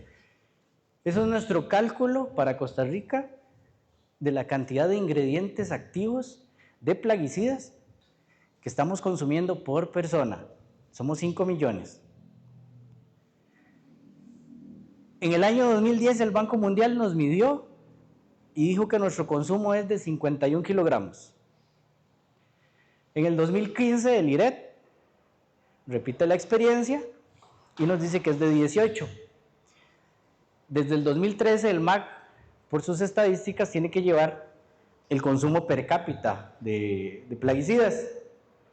El año pasado, ya estoy 2 años atrás, en el 2023 pasó algo que nadie se esperaba. El Programa de las Naciones Unidas para el Desarrollo, a través de un consultor, nos dijo: Costa Rica está consumiendo 24.4 kilogramos de ingrediente activo de plaguicida por persona. El MAC reaccionó inmediatamente y dijo que no, que la metodología estaba mal, porque en la metodología del MAC apenas nos da que consumimos son 10 kilos. Sí, de 10 a 24 hay mucha diferencia, pero no importa la medida que usemos, la realidad nos dice somos el principal país consumidor de agroquímicos del mundo, bajo cualquier medición. Entonces lo chocante de esta situación es, todos estamos maravillados por nuestros parques nacionales, porque producimos energía 99% renovable, porque cuidamos el agua, más o menos, pero somos el país que más consumo de plaguicidas tiene por habitante. Les voy a decir algo feo, y sobre todo a los más jóvenes. En la historia del mundo, ninguna generación se ha visto expuesta a tantos plaguicidas como los jóvenes que hoy están entre los 20 y los 30 años en Costa Rica. No ha habido humano en este planeta que haya estado expuesto a mayor presión de agroquímicos que la que tienen nuestros jóvenes en este momento. ¿Y quién habla de estas cosas? ¿Y a quién le importan estas cosas? Ese es parte del gran problema. O sea, nosotros sí, claro, esta imagen verde y pura vida, somos los más pura vida. Y siendo los más pura vida, somos los que más estamos envenenando a nuestros jóvenes. Y esa es la verdad. ¿Y de quién depende la decisión de usar tantos agroquímicos? No de los jóvenes. Esa es parte del asunto. Los que estamos al frente de las fincas tenemos 30, 40, 45, 50, 60 años. Y este es el cálculo promedio para la población del país. 10 kilogramos.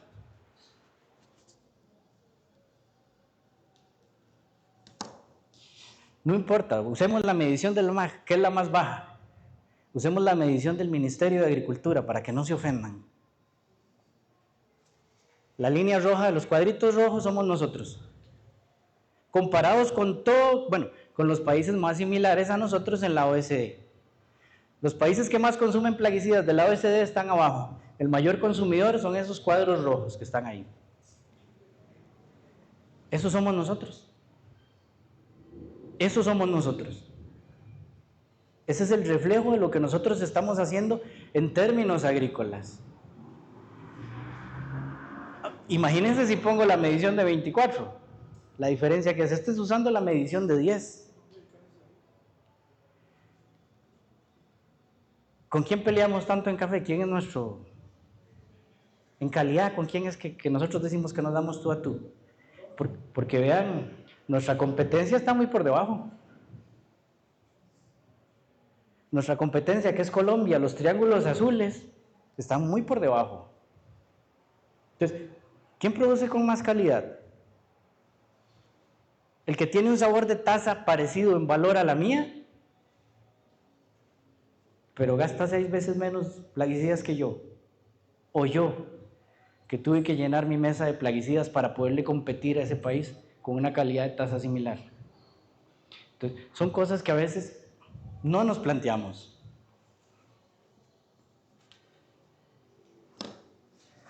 Y para que aterricemos un poquito más y para ir haciendo más grande la herida. Eso es como ha ido cambiando el uso de plaguicidas, medido para 3 años diferentes. Las rayas azules son 1 año, las rayas grises son otro año, las rayas amarillas son otro año. Pónganle atención a la raya amarilla, que es la más nueva. Es la medición del 2020. Vean piña, vean la raya amarilla de piña, altísima, enorme.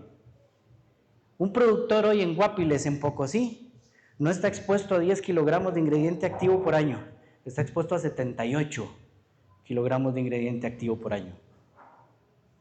Pero como nosotros no vivimos en Pocosí, poco importa. Vean piña, vean banano,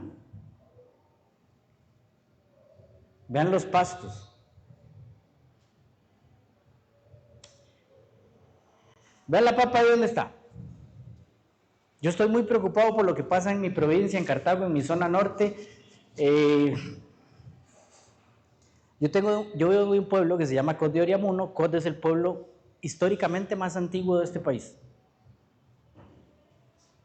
Fue registrado por el primer cronista español en el 1502. Cod ya no tiene agua para tomar potable, si yo soy estricto. Y la comunidad vecina Cipreses tampoco lo tiene. Y la comunidad vecina Pacayas tampoco lo tiene. Y la comunidad vecina Tierra Blanca tampoco lo tiene. Y la comunidad vecina Llano Grande tampoco lo tiene. Porque hallamos residuos de clorotalonila a niveles desproporcionados. Sin embargo, vean el consumo de la papa. Y vean el consumo de café. Solo piensen. Ya encontramos plaguicidas altos en las zonas bananeras, lo esperamos porque el gráfico está muy alto. Lo encontramos en las zonas piñeras, es esperable porque está muy alto. Lo encontramos en las pocas zonas arroceras que nos quedan, es esperable porque está muy alto. En los pastos es esperable porque está muy alto. En papa, tal vez ya no es tan esperable, pero está muy alto. ¿Cómo estará café si ustedes analizan el agua de sus comunidades? Si alguien con valentía de verdad llega y empieza a analizar un set de 70 metabolitos de agroquímicos en el agua de Tarrazú, ¿cómo estarán? Y esas son cosas que tienen que pensar, porque eso implica es la salud de la población. A lo que quiero llegar es que entonces ese concepto de salud de suelo ahora está íntimamente relacionado con la salud del ser humano. No podemos medir la salud del suelo si nosotros no somos capaces de medir esos mismos índices en la salud de los seres humanos. Y a veces las cosas no nos espantan y no nos espantan. El promedio de vida en la zona norte de Cartago ya está en 59 años. Es que es muy fácil llegar y decir el promedio de vida para Costa Rica es de 78 años. Jimmy, si me paso me callo porque... Sí, 78 años para Costa Rica, claro, y ahí en Sabanilla es muy bonito vivir. En San Pedro no pasa nada. En Los Yoses no pasa nada de esto. En la zona norte de Cartago ya la esperanza de vida es de 59 años, casi 20 años menos que el resto de la población. Y en Pocosí es de 53. ¿Y en San Marcos? Nicoya es de 100.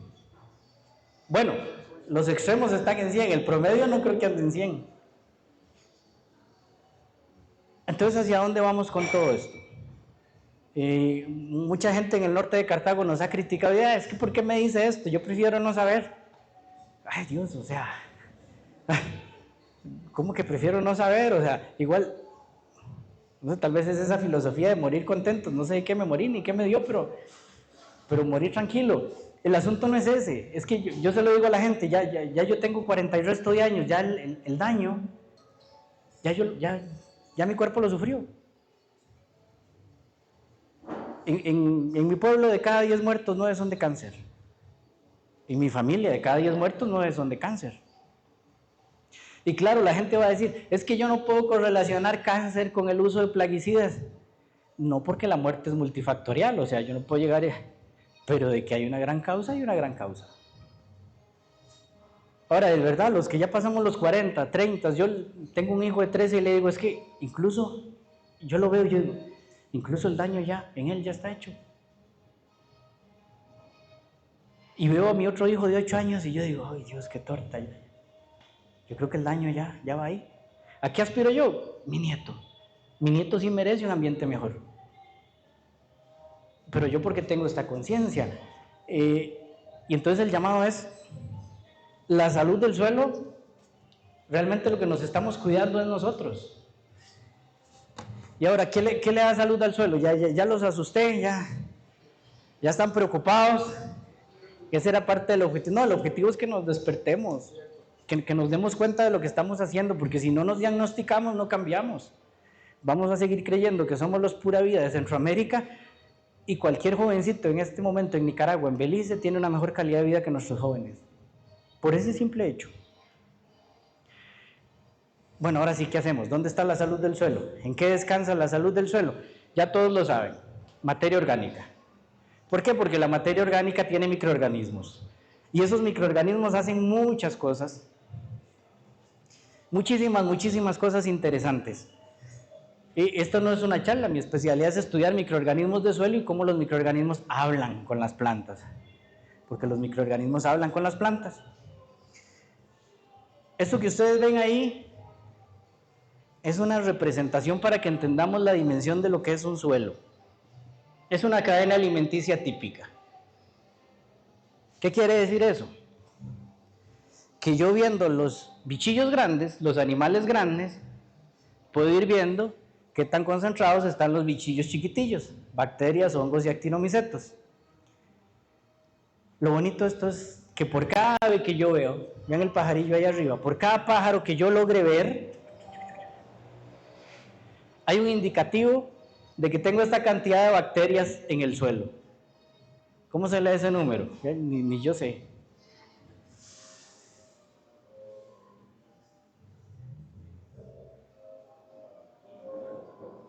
¿Cuánto? 10 cuatrillones, 10 quintillones, no sé cuánto. Es una cantidad de bacterias que nosotros no nos imaginamos. Por cada ave. Ustedes están en un ecosistema productivo muy bonito porque su ecosistema es de un arbusto que normalmente está custodiado por árboles que le dan sombra y van a tener bastante hojarasca en el suelo. Intenta encontrar un pájaro en un papal. Ni un zanate. No, ni un zanate haya usted en un papal. Ustedes que tienen la bendición de tener aves, tienen que ir un poquito más allá y preocuparse. Bueno, hace 20 años yo veía más o menos aves en mi cafetal. Porque si veo menos, cada vez tengo menos de esto que está aquí abajo. Si veo menos, cada vez tengo menos de todo lo que viene ahí, en cadena. En una enorme cadena que es lo que permite que el suelo funcione y reaccione para las funciones que debería hacer. ¿De qué nos sirven los microorganismos? De montones de cosas.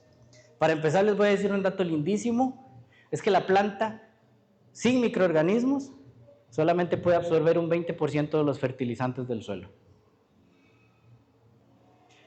El restante 80% lo absorbe si tiene microorganismos adecuados. Entonces, ¿quién es el que absorbe? ¿La planta o los microorganismos? Entonces, ¿dónde está el nitrógeno en el suelo? Para responderle al Señor, están los microorganismos. ¿Por qué no nos ha interesado medirlo? Porque siempre hemos despreciado la parte biológica del suelo. El nitrógeno está contenido en los microorganismos. Solamente hay dos tipos de seres que pueden agarrar el nitrógeno aquí, que está aquí en el aire, y meterlo a sus células, y son las leguminosas, como el poro, los frijoles, que son plantas que pueden respirar esto y meterlo a sus células, y las bacterias que se llaman fijadoras de nitrógeno. Todos los demás no podemos hacer eso con el nitrógeno. Nosotros respiramos el nitrógeno, pero no incorporamos ese nitrógeno a nuestras células. Nosotros ocupamos otras vías para incorporar nitrógeno. ¿Qué más hacen los microorganismos en el suelo? Activan lo que se llama la resistencia de la planta. Ustedes tienen un sistema inmune que funciona bien, por lo menos han llegado a esta edad, les ha funcionado hasta el momento. La planta tiene un sistema inmune más complejo que el del ser humano, mucho más complejo. La planta ahorita reconocida tiene 4 formas de resistencia sistémica, que es como se llama esto. Básicamente es un mecanismo que a la planta le dice, si alguien malo se arrima, la planta lo puede atacar. La planta ataca, y ataca de múltiples formas. Eso se llama resistencia sistémica. Además, la resistencia sistémica es como una vacuna, porque si ya la planta se enfrentó a Fusarium una vez y lo logró derrotar, la planta guarda lo que se llama una memoria química. Y cada vez que Fusarium se arrime, ya va a saber cómo derrotarlo. El problema es llegar a derrotarlo. Los hongos, las bacterias biofertilizan, sirven como fertilizante, pero cuando están bien hechos. Y esto es otra cosa. Vamos a hablar de fertilización y de biocontrol. Hay insumos para fertilizar biológicamente, hay insumos para hacer control biológico. La pregunta es, ¿esos insumos son de calidad? Porque muchas de las cosas que nos venden como bioles, biofermentos, control biológico, son una chicha. La gente hizo una chicha, hizo una mezcla ahí rara y al final microbiológicamente no sabemos ni qué tenemos ahí. Mucha gente vende tricoderma, que es un hongo relativamente famoso para control. Mucha gente la produce en la olla de presión de la casa. ¿Se puede producir? Sí, pero no en la calidad que un insumo debería tener. Entonces, eso que estamos usando, eso que estamos comprando es de calidad, ¿de verdad tiene calidad? ¿O lo hacemos por sí mismo? ¿Qué otra cosa hacen los microorganismos que es súper importante? Nos ayudan a mover todos los nutrientes que nosotros ponemos como fertilizantes. Ahora sí tiene razón de ser la fertilización. Si yo aplico un fertilizante químico, los microorganismos son los que van a ir a comerse eso para volverlo en una forma que la planta sí pueda absorber. El nitrógeno no se absorbe directamente. El potasio no se absorbe directamente. El magnesio no se absorbe directamente. ¿Cómo se absorben? Primero se lo come un microorganismo, lo degrada y lo transforma a una forma química que ahora sí se puede absorber. El problema es que si nosotros en nuestro suelo no tenemos la cantidad de bacterias suficientes, yo tiro el fertilizante, la planta absorbe el 20% que por su naturaleza puede y el resto se va a ir. ¿A dónde se va? Al agua, a las fuentes de agua. Y ese es un gran problema. ¿Cómo movemos el hierro en las plantas? Usando microorganismos. Porque el hierro es tan pesado que necesita un proceso que se llama quelatación. Y la quelatación básicamente es que llega un microorganismo, tira una gotita de agua y esa gotita de agua logra inmovilizar al hierro y transformarlo eléctricamente para que la planta sí logre comérselo. Si el hierro no cambia de forma eléctrica, de forma química, no puede ser absorbido. Pero igual pasa con el manganeso, igual pasa con el calcio, igual pasa con el magnesio. Prácticamente todos los elementos responden a eso. Si no hay microorganismos en los suelos, no va a haber una efectiva movilización de nutrientes.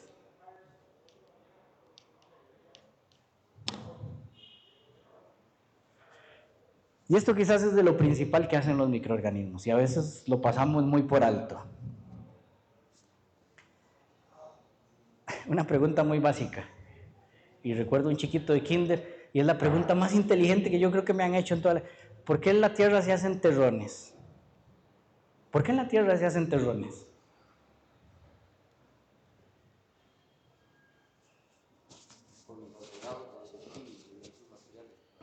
Agregados de sílice, o sea, enlaces químicos, nos propone aquí don Farid. Realmente los terrones se forman, es porque hay unos jugadores maravillosos que se llaman hongos, que son como hilos invisibles, y esos hilos son los que pegan pedacitos de tierra contra pedacito de tierra hasta formar terrones. Y el suelo, si no forma terrones, no es productivo, porque no puede sostener una planta.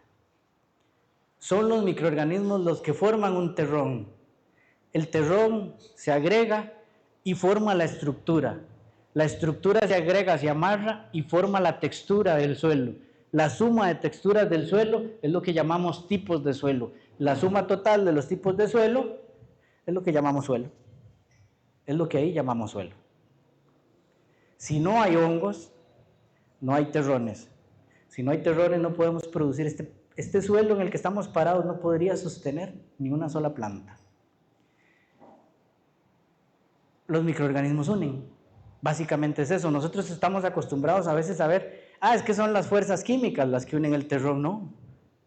La fuerza química solamente va a poder sostener la unión de esas partículas para hacer moléculas. Si nos va muy bien, puede hacer moléculas de picogramos. Si nos va muy bien. Más arriba de eso, las fuerzas electrostáticas no pueden sostener tanta cosa. Y entonces, bueno, este año no lo traje, pero siempre me gusta traer unos terroncitos de suelo para que vean una prueba muy fácil de qué tan bien está su suelo. No lo traje porque los suelos están saturados de agua en Cartago en este momento. Si usted pone un terrón seco, un terrón de al menos 8 centímetros de diámetro, un terrón seco de su suelo, lo pone en una jarra o en un tubo que tenga agua y lo pone a remojar, cuando ese terrón se empiece a hidratar, va a empezar a soltarse. ¿Por qué? Porque el agua está hecha para que los microorganismos se relajen y se suelten, y sueltan la estructura. Entre más dure ese terrón deshaciéndose, la salud de su suelo está mejor. Entre más rápido se deshaga ese terrón, su suelo biológicamente va a estar cada vez para abajo y cada vez muriendo. Entonces, muy sencillo, agarren un terroncito, 8 o 7 centímetros de diámetro, séquenlo, sáquenlo a 10 centímetros del suelo, no lo tomen de la pura superficie porque ahí todo está más desmenuzado. Hagan un huequito, 10 centímetros, saquen un terroncito, pónganlo con una cuchara, un vasito profundo con agua y empiecen a ver cuánto dura eso. Si el terrón se descompone en menos de un minuto, su suelo es de súper mala calidad. Si el terrón resiste un minuto en agua, ahí vamos. Si el terrón resiste 2 minutos, están en un suelo que se considera muy saludable desde el punto de vista de microorganismos. Entonces, es así de fácil, y eso nos sustituye un montón de medidas, porque cuando yo voy a analizar salud del suelo, sí puedo medir la respiración, puedo medir enzimas, puedo hacer recuento de hongos, de bacterias, bacterias aerobias, anaerobias, la relación aerobia-anaerobio, puedo ver actinomicetos, puedo analizar si hay tricoderma, puedo analizar si hay bacillus, puedo analizar si hay patógenos, fusarium, rhizoctonia, etcétera, etcétera. Todo eso son buenas aproximaciones, pero no gasten tanto. Todas esas pruebas químicas, nosotros vendemos un paquete de pruebas biológicas en el centro de investigación, cuesta como 60,000 colones para una muestra. Todo eso no es necesario. Si nosotros tomamos el terroncito y medimos la velocidad de descomposición del terrón, todo eso no sería necesario entonces. Hay formas muy sencillas de mejorar. 4 puntos importantes ya para cerrar esto. Si hablamos mucho de salud del suelo, pero si ya yo tengo un suelo que está enfermo, ¿cómo lo mejoro? Punto número 1, ¿cómo mejorar un suelo? Usar materia orgánica, pero una mezcla de 2 materias orgánicas. La materia orgánica la podemos dividir en muchos tipos, pero hay 2 grandes bloques. Hay una cosa que se llama carbono orgánico insoluble. Como su nombre lo dice, es el carbono que no se va a desarmar en el agua. Carbono orgánico insoluble. Si no tienen carbono orgánico insoluble, que es un material muy resistente, el carbono orgánico insoluble normalmente se saca de tierras muy viejas. Es lo que se forma antes de que se forme el gas en los pozos de petróleo. Entonces el carbono orgánico insoluble generalmente viene de minas. Aquí ya hay como 3 marcas que venden carbono orgánico insoluble. Si no consiguen carbono orgánico insoluble, usen biocarbón, que tiene una vida media relativamente estable. Tal vez es porque el carbono orgánico insoluble nos dura millones de años en el suelo. ¿Para qué lo ponemos? Si es algo que el microorganismo no va a descomponer, para que los microorganismos tengan casa. Esos terrones de carbono orgánico insoluble son hoteles de 5 estrellas para los microorganismos. Ellos pueden vivir ahí. Para eso es que lo ponemos. Igual que el biocarbón, para eso ponemos biocarbón, para darle un hábitat a esos microorganismos. Entonces la materia orgánica de carbono insoluble se tiene que acompañar ahora sí de otro tipo de materia orgánica, la materia orgánica soluble. ¿Cuál es la materia orgánica soluble? Los abonos orgánicos, las enmiendas que han estado aquí hablando, que tienen ciertas particularidades, ¿verdad? Estos abonos se descomponen ya a los 3 meses, empiezan a liberar cositas. Esos abonos sí nutren un poco, aportan un poquito de nutrición. Cuiden la calidad de los abonos orgánicos. Una gran discusión, la gente siempre pregunta, ¿pongo o no pongo gallinaza? Ponga gallinaza si está bien composteada y si usted sabe que no trae fusarium, ni fitium, ni rhizoctonia. Pero si no está composteada, hay una alta probabilidad de que esa gallinaza venga contaminada de cosas que más bien le van a afectar al cultivo. Pues carbono orgánico insoluble más un poquito de carbono orgánico soluble. Ya no estamos en aquellos tiempos, en 1980, 1990, uno le decían ponga abono orgánico en el suelo. Yo preguntaba, ¿cuánto? La gente le respondía, 700 quintales de abono por hectárea. 700 quintales, ¿cómo va a recomendar 700 quintales? Eso no se puede. El carbono orgánico insoluble es algo que ahorita se está usando de 25 a 50 kilos por hectárea. Son 2 saquitos de 25, muy manejable. Los 2 saquitos cada uno cuesta como 20,000 colones. Es un poco más caro que un fertilizante, pero le va a alargar la vida útil de su tierra un montón. Abono orgánico, ya tenemos, bueno, la cooperativa tiene un producto muy bueno ahí, yo no hablo de marcas comerciales, pero averigüen ahí, hay abonos orgánicos de los que ya no se necesita tanto tonelaje como el que nos pedían antes. Microorganismos descomponedores. Usen microorganismos que descomponen. Ya mucha gente los vende, mucha gente los prepara, mucha gente toma microorganismos de los bosques, de la hojarasca de los bosques y los reproduce.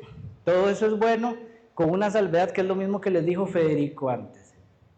Si ustedes ponen microorganismos y no han puesto materia orgánica antes, están más bien afectando al suelo, porque esos microorganismos van a ir a comerse el poquito de materia orgánica que ya su suelo tiene naturalmente.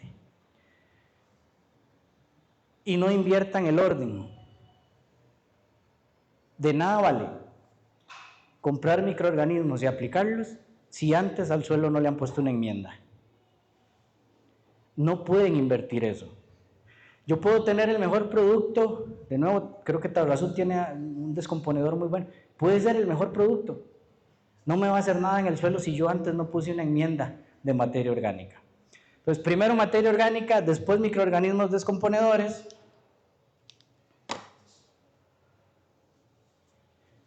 Y utilicen micorrizas o microorganismos que son fijadores de nitrógeno. ¿Por qué? Porque de nuevo, no estamos acostumbrados a verlo en un análisis químico, pero el elemento más importante dentro del sistema suelo-planta es el nitrógeno, a pesar de que nos lo escondan tanto, a pesar de que no lo vemos en los análisis químicos. Y ese elemento solamente lo vamos a poder tener si hay bacterias que fijen ese nitrógeno. No importa lo que yo hago, yo de verdad yo puedo llegar y vaciar un saco de urea, pero ¿para qué? Si voy a absorber 5, 1 gramo, 10 gramos, si me va bien. Estoy cayendo más bien en un enorme desperdicio que no lo voy a ver reflejado en rendimientos y en productividad.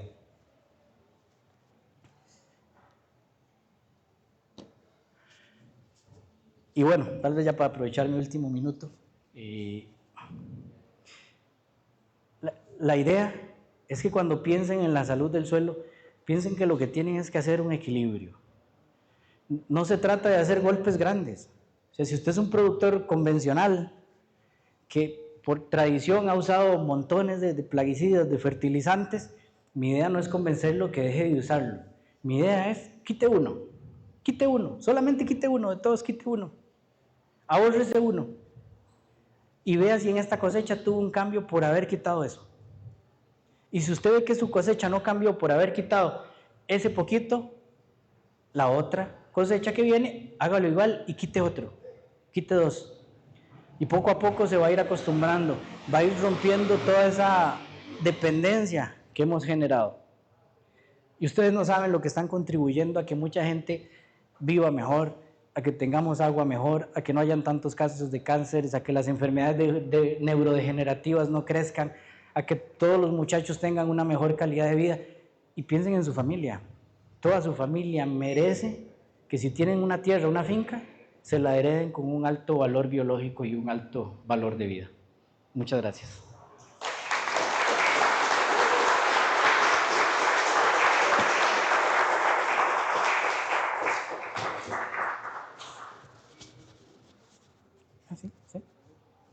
¿Alguna pregunta para Sí, cuando usted al inicio dijo que lo esperado para la zona de los Santos en carga de materia orgánica, antes que dijo que era el 9%, en los trabajos que ha hecho en la zona de los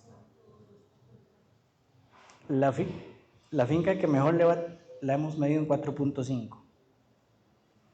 Pero hemos analizado montones de fincas por acá y hay fincas de 0.3, 0.2%. El tipo de suelo que tienen ustedes no les ayuda también en términos de materia orgánica. Y materia orgánica que sea disponible. Yo de verdad vengo de Cartago, mi finca usted pone una pata y se va, de lo suavecita que es. Nosotros tenemos una capa, se supone, de humus como de 60, 70 centímetros, una cosa así. Por eso se ha producido tantos años indiscriminadamente. Ustedes no tienen esa bendición. La cobertura orgánica de ustedes es una capita así. Entonces, con más razón, a cuidarla. Con mucha más razón, a cuidarla.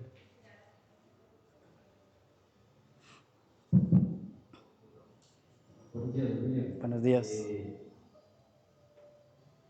Se me quedó sin palabras, realmente escuchando toda la explicación que usted brinda sobre esos procesos, que realmente al capitalidad como tal le llega muy tarde y a veces las mismas empresas, las casas comerciales, le siguen tapando a esa situación.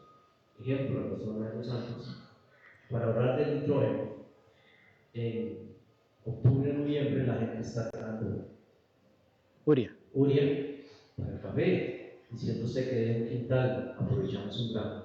¿Cuál sería entonces la estrategia para eliminar ese proceso y que podamos tener un rendimiento más grande? Porque si lo hacemos a números, son miles de quintales que se tiran del cafetal y que se está perdiendo. Muchas gracias. Sí, vean, la estrategia que nosotros planteamos de forma general para todos los agricultores en términos de fertilizantes es: comprométase este año a quitar un 20% de la fertilización, un 20%. Ya. Si usted quita un 20% se va a dar cuenta de algo, no se le cae el cafetal, no se le va a caer. Más bien se va a dar cuenta de algo, el rendimiento es similar, muy, muy similar. Si usted logra sostener su producción con una reducción de un 20%, 2 años, 2 ciclos, en el caso de ustedes, en el tercer año, quite otro 10% más. Pero en esos 3 años, ¿qué ha hecho? En esos 3 años ha metido materia orgánica, carbono orgánico insoluble al menos una vez al año, 50 kilos por hectárea. Y carbono orgánico soluble al menos una vez al año, 40 quintales por hectárea, una vez al año, 40 quintales, no sé, ahora el abono orgánico hay abonos hasta de 2.000 colones el quintal, tampoco es una gran carga. Riegue periódicamente, al menos una vez al semestre, microorganismos descomponedores de buena calidad. Y se va a dar cuenta que en 3 años su suelo ha amortizado, todo eso que usted esperaba por pérdidas, ya a los 3 años hemos reducido un 30%.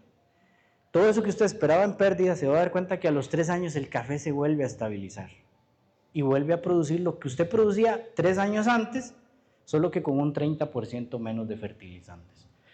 Entonces la estrategia de nosotros es muy sencilla. Tiene 3 años para acomodar su suelo, para irlo mejorando. En esos 3 años va a reducir un 30%, un 20% y un 10% el tercer año. Y se va a dar cuenta que los rendimientos y la sanidad son iguales o superiores. Y eso en Latinoamérica lo hemos probado en prácticamente todos los cultivos que hay. Quizás el cultivo más complicado es piña por la forma en que son las hojas, pero en prácticamente todos los cultivos funciona. En piña ya nuestro país ahorita tiene una reducción del 25% de fertilizantes con respecto a hace 5 años. Entonces, por ahí va la estrategia.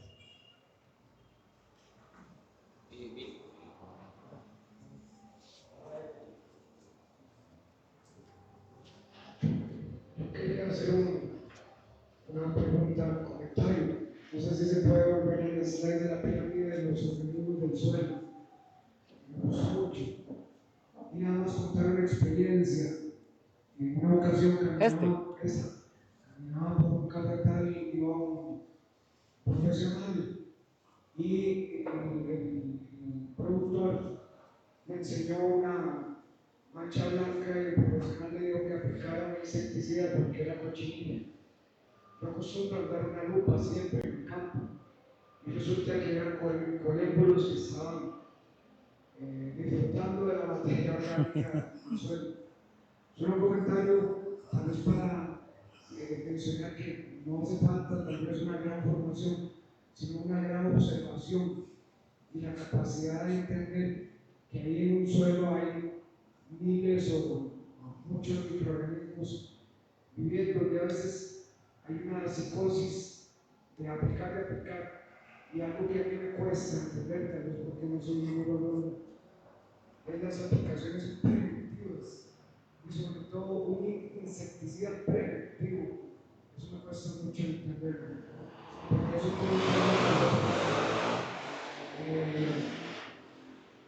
tal vez para resaltar que una prueba biológica como la que estoy en un vasito de agua, tan fundamental y tan simple, que nos pueda abrir la visión. Gracias, don Eduardo. Así es, vean, el agricultor primero el agricultor de Costa Rica, para que lo sepan y se sientan bien los que son agricultores, es el agricultor más alfabetizado de toda América Latina. Es el que ha recibido la mejor instrucción.